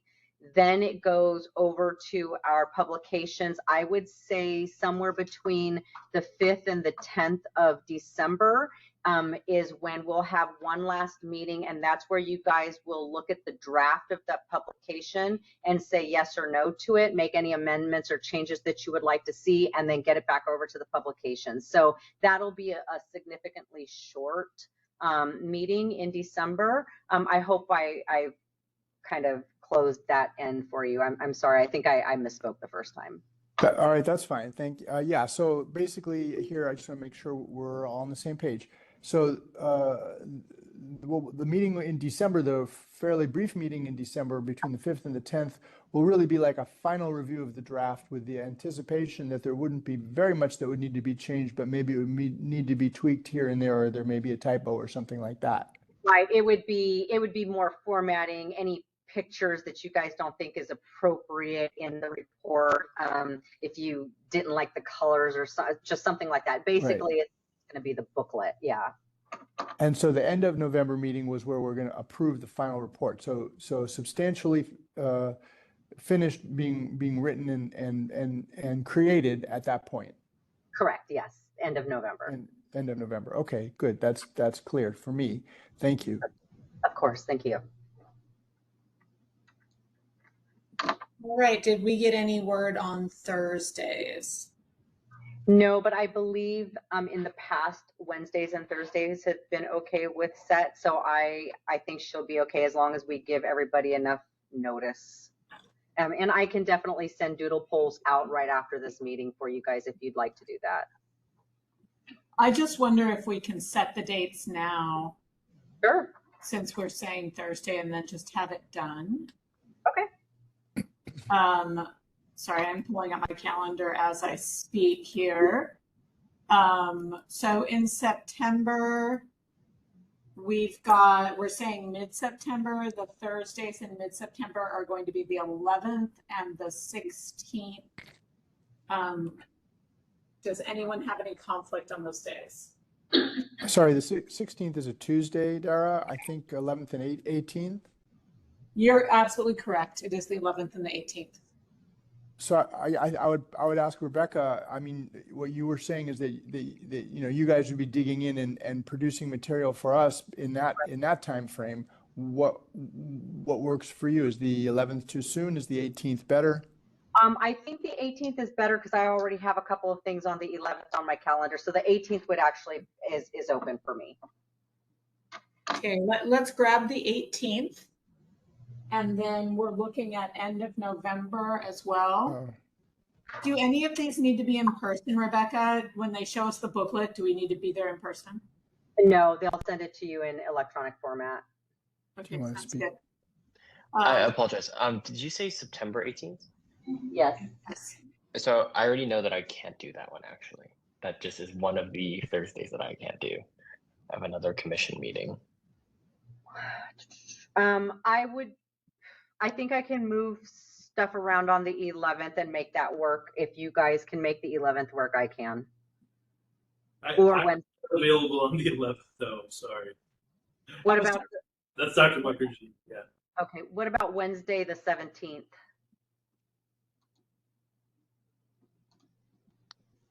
I'm good with 17th. That would work for me. This is Andy. Will it be a full day meeting, or what are you expecting for hours? I will try to get things to you in advance. So if you can review in advance, I think that it may take a half a day. If that's the only thing that we're going to put on that one. So October, we're going to have some additional items on there, but in the September meeting, we can make it just a full sunset report meeting. I have something at 4 o'clock on the 17th. Okay, so we can do a meeting from 10 to 3, if that works. Could we move it earlier to like 9? Sure. I mean, yeah, since it's remote, it's not like we have to drive there. Yes, as long as the library would be able to be opened at 9. If not, then we'll need to find SoCal another location or have them come out here. Do you all know when the library opens? I think the library opens at 10. But I can find an alternative location for SoCal. Okay.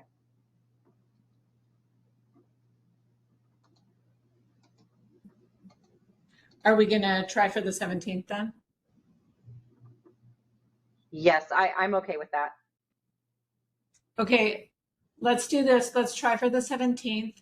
Try and find an alternate location so we can start it earlier. But if we can't, let's start it at 10. And we may, I mean, depending on what's going on, we can say 10 to 3, but we may be able to end early. Perfect.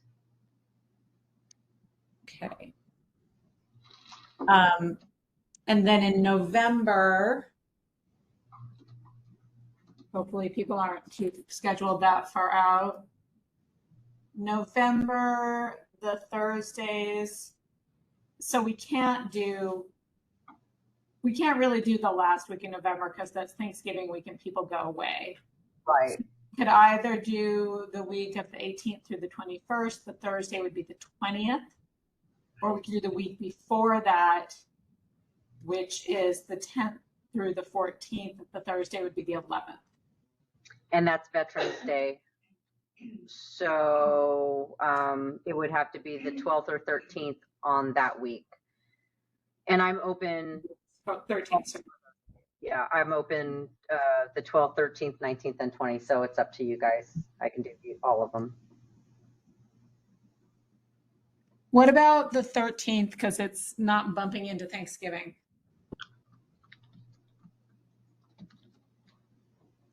You ping Lynn. I have an osteopathic medical board meeting. Yeah, I'm not available. Okay. Okay. Yeah. What about the 20th?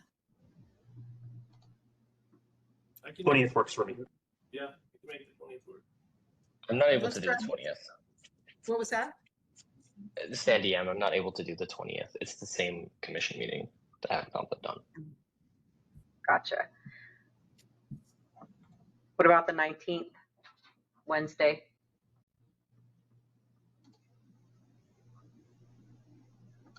I have a hard to schedule doctor's appointment then. Okay, let's go to the week prior, so the 12th, Wednesday.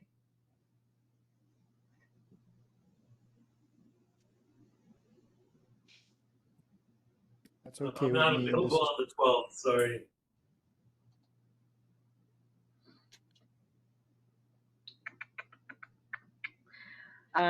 We could push it. We could push it. I'm sorry. This is Bruce. I'm wrong. That doctor's appointment was one that I already rescheduled, so I'm free. Yay! That's the 19th. The 19th. Anybody else? It was left over in my calendar. Yeah, Sorry. 19th works for me too. Okay, perfect. Okay, what I'd like to do then is let's hold those dates. Rebecca, if you can send out a follow-up email to everyone, asking them to triple check their calendars and confirm those dates. If there's any problem, then we can send out a doodle for an alternate date. But for now, let's just grab those. Okay, perfect. I have those both in. So I have Wednesday, September 17th and Wednesday, November 19th scheduled right now as tentative. I will send everything out to you guys. And if for any reason, Andy,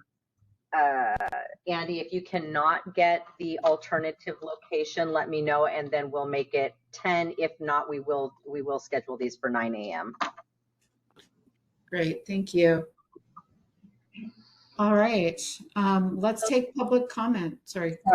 Sorry, this is Dr. Mina Yoon. I also want to remind that I will not be present for October 8th's meeting.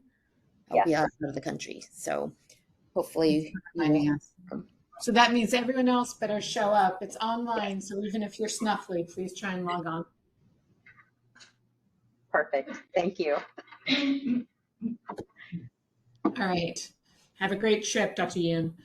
All right. I'm just going to check for members of the public.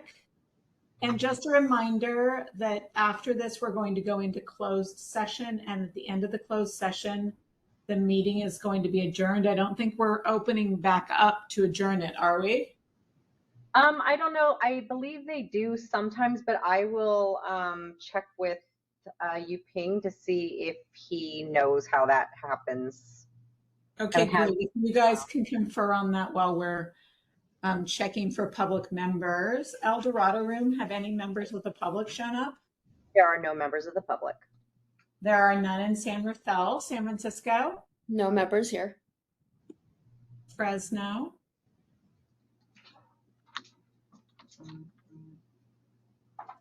Monterey Park. No members of the public in Monterey Park. I do have one question about a future agenda item when we finish this. Fantastic. And I have a question about October 8th. I actually is this meeting expected to go till 5? The October 8th? No. No, we don't usually go past 5. Okay, so it's expected to end around 3, maybe? Around 3, I would say about 3. Okay, got it. I've only ever in my 11 years on the board seen one of our meetings go till 5 o'clock. And that was actually a sunset meeting, just to be clear, but yes. Got it. I mean, I think for that one, I might have a hard stop at 2, but it's still pending. We can always, if we know someone needs to leave, try and make sure anything we have to vote on happens before we have to go. Yeah.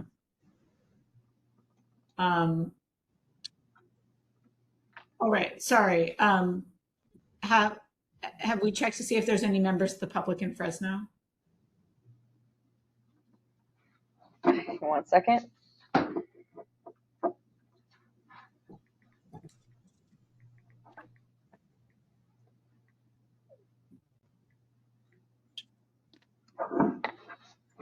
No members of the public. Fantastic. All right, moderator, you're opening for public comment. WebEx is open for public comment on future agenda items. If you'd like to make a comment, please raise a hand by tapping that hand button at the bottom of the screen.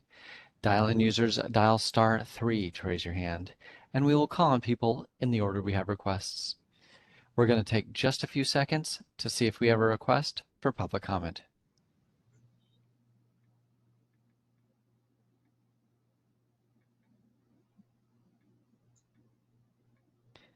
Seeing no request for public comment, do you wish to continue with the agenda? Yes, thank you. Did we figure out if we need to come back into open session to adjourn, or if we adjourn directly from the closed session? Yes, technically we need to reopen to open session and adjourn there.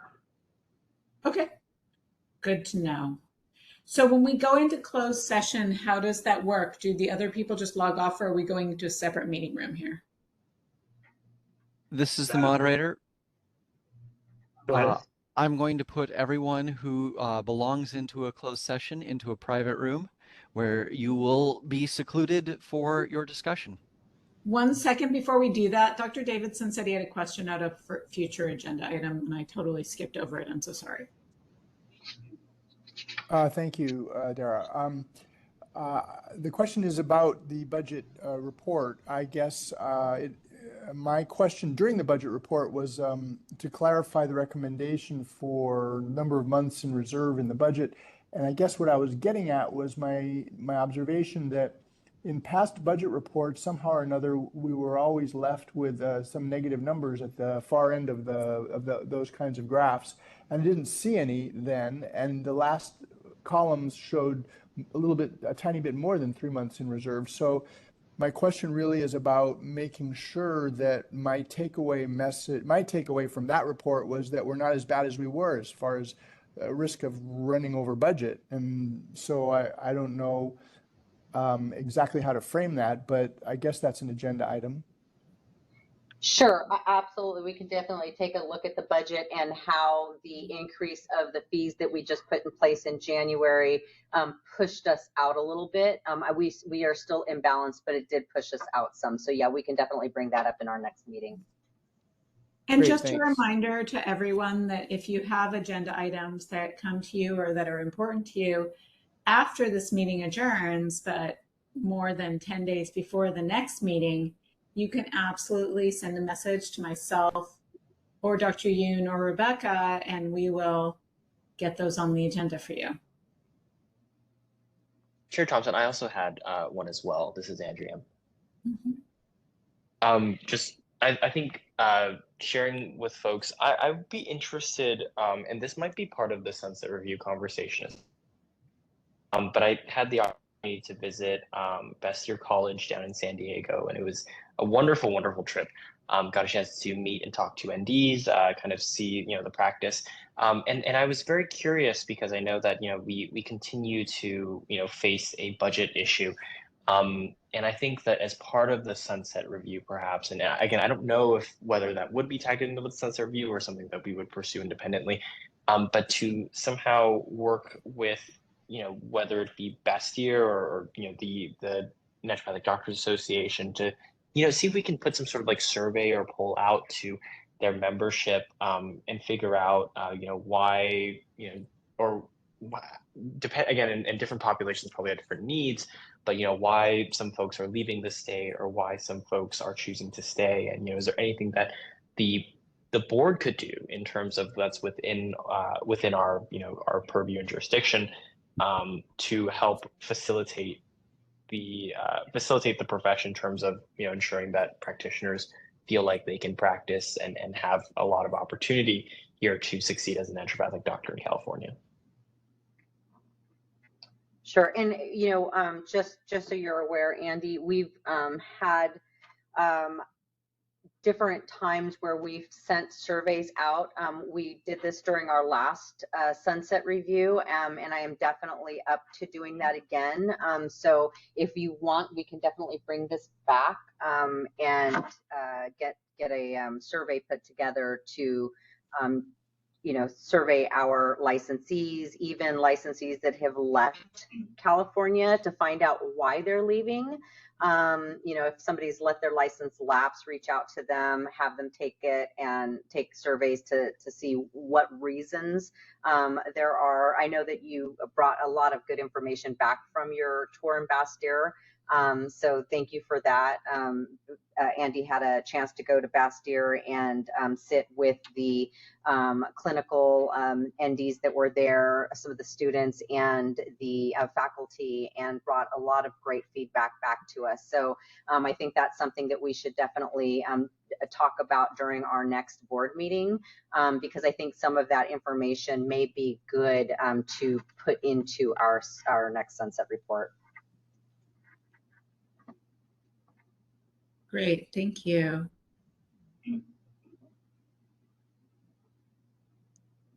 All right. So I think we're going into our private session now.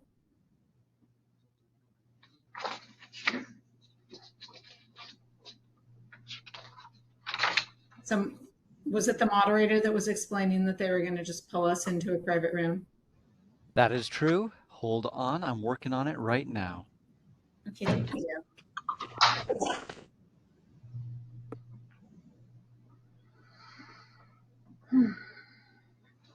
All right, and just for verification, in my closed session, I have Andrew, Catherine, Bruce, Sartara,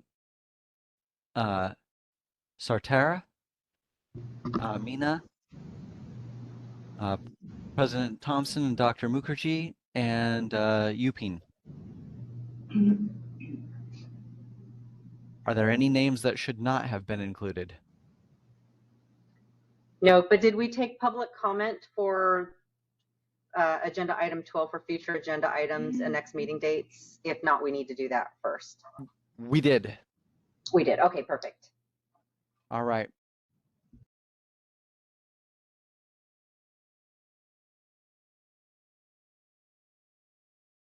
Now, is there anyone left who should be in the closed session?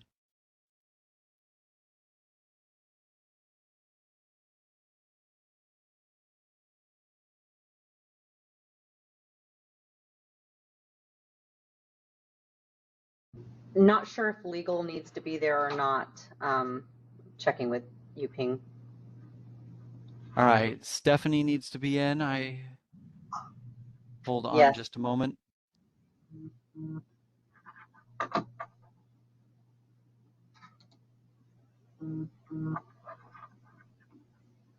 And legal counsel Yuping as well. Legal counsel should be in there. Yes. Perfect. All right. I still have Rebecca, the Eldorado room, and Raquel with me.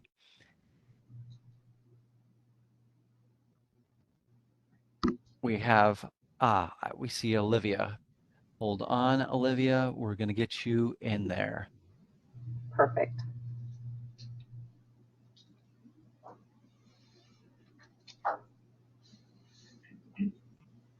All right, Eldorado room is going to mute until they are out of closed session. Thank you, David. All right. Thank you, everyone. We'll wait patiently for closed session. Legal will have to, or OHR will have to notify me when closed session is over. Perfect.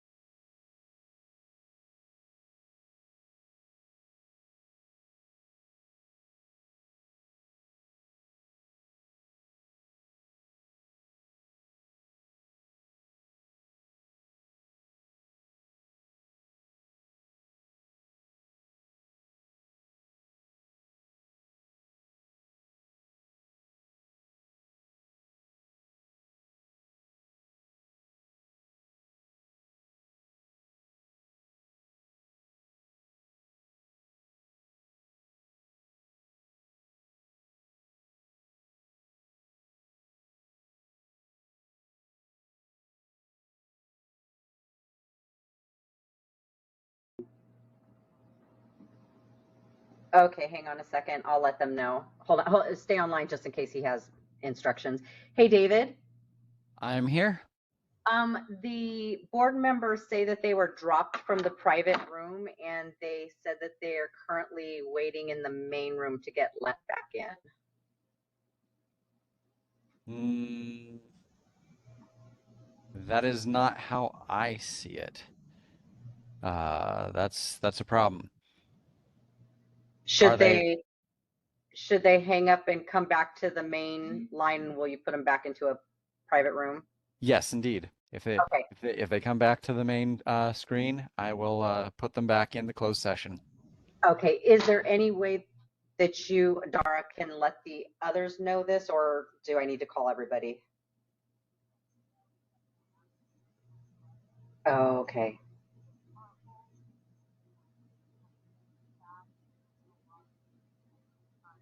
Oh, it's just you. It's just your site can't get back. Okay, I'll have him put you back in. Okay. Okay, gotcha. No worries. Okay, thank you. I'll have him put you back in now. Okay, thanks. Bye. Okay, I'm sorry. It was just her location got dropped. So can you put Dara's back into the private room? Yeah, Yes. and it wasn't even letting me unmute myself, so that's why I called, because I couldn't let you know I was here. Perfect. All right. Give me just a second and you'll be right back.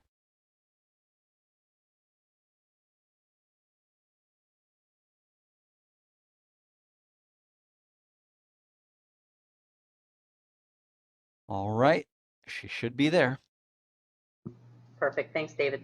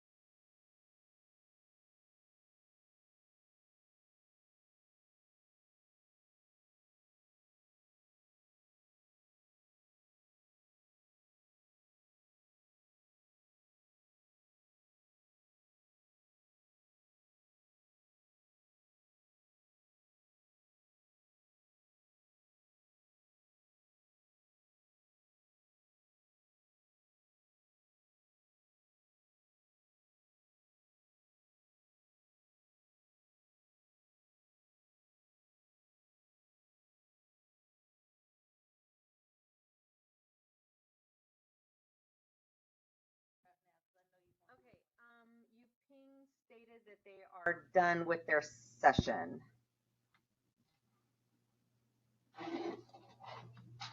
Welcome back, everyone. Thank you. Well, we're all done. Thank you, everyone, for coming. I know your schedules are so busy, and it's really such a service to take the time to come to these meetings and make sure naturopathic medicine is appropriately legislated in California. At this point, it is 4:08 p.m. and I am adjourning the April 20th, 2025 board meeting. Thank you so much. Okay, thank you. Thank you. Bye. Thank Have a you. good rest of their days. Thanks, bye. Thank you. Bye. Cool, thanks.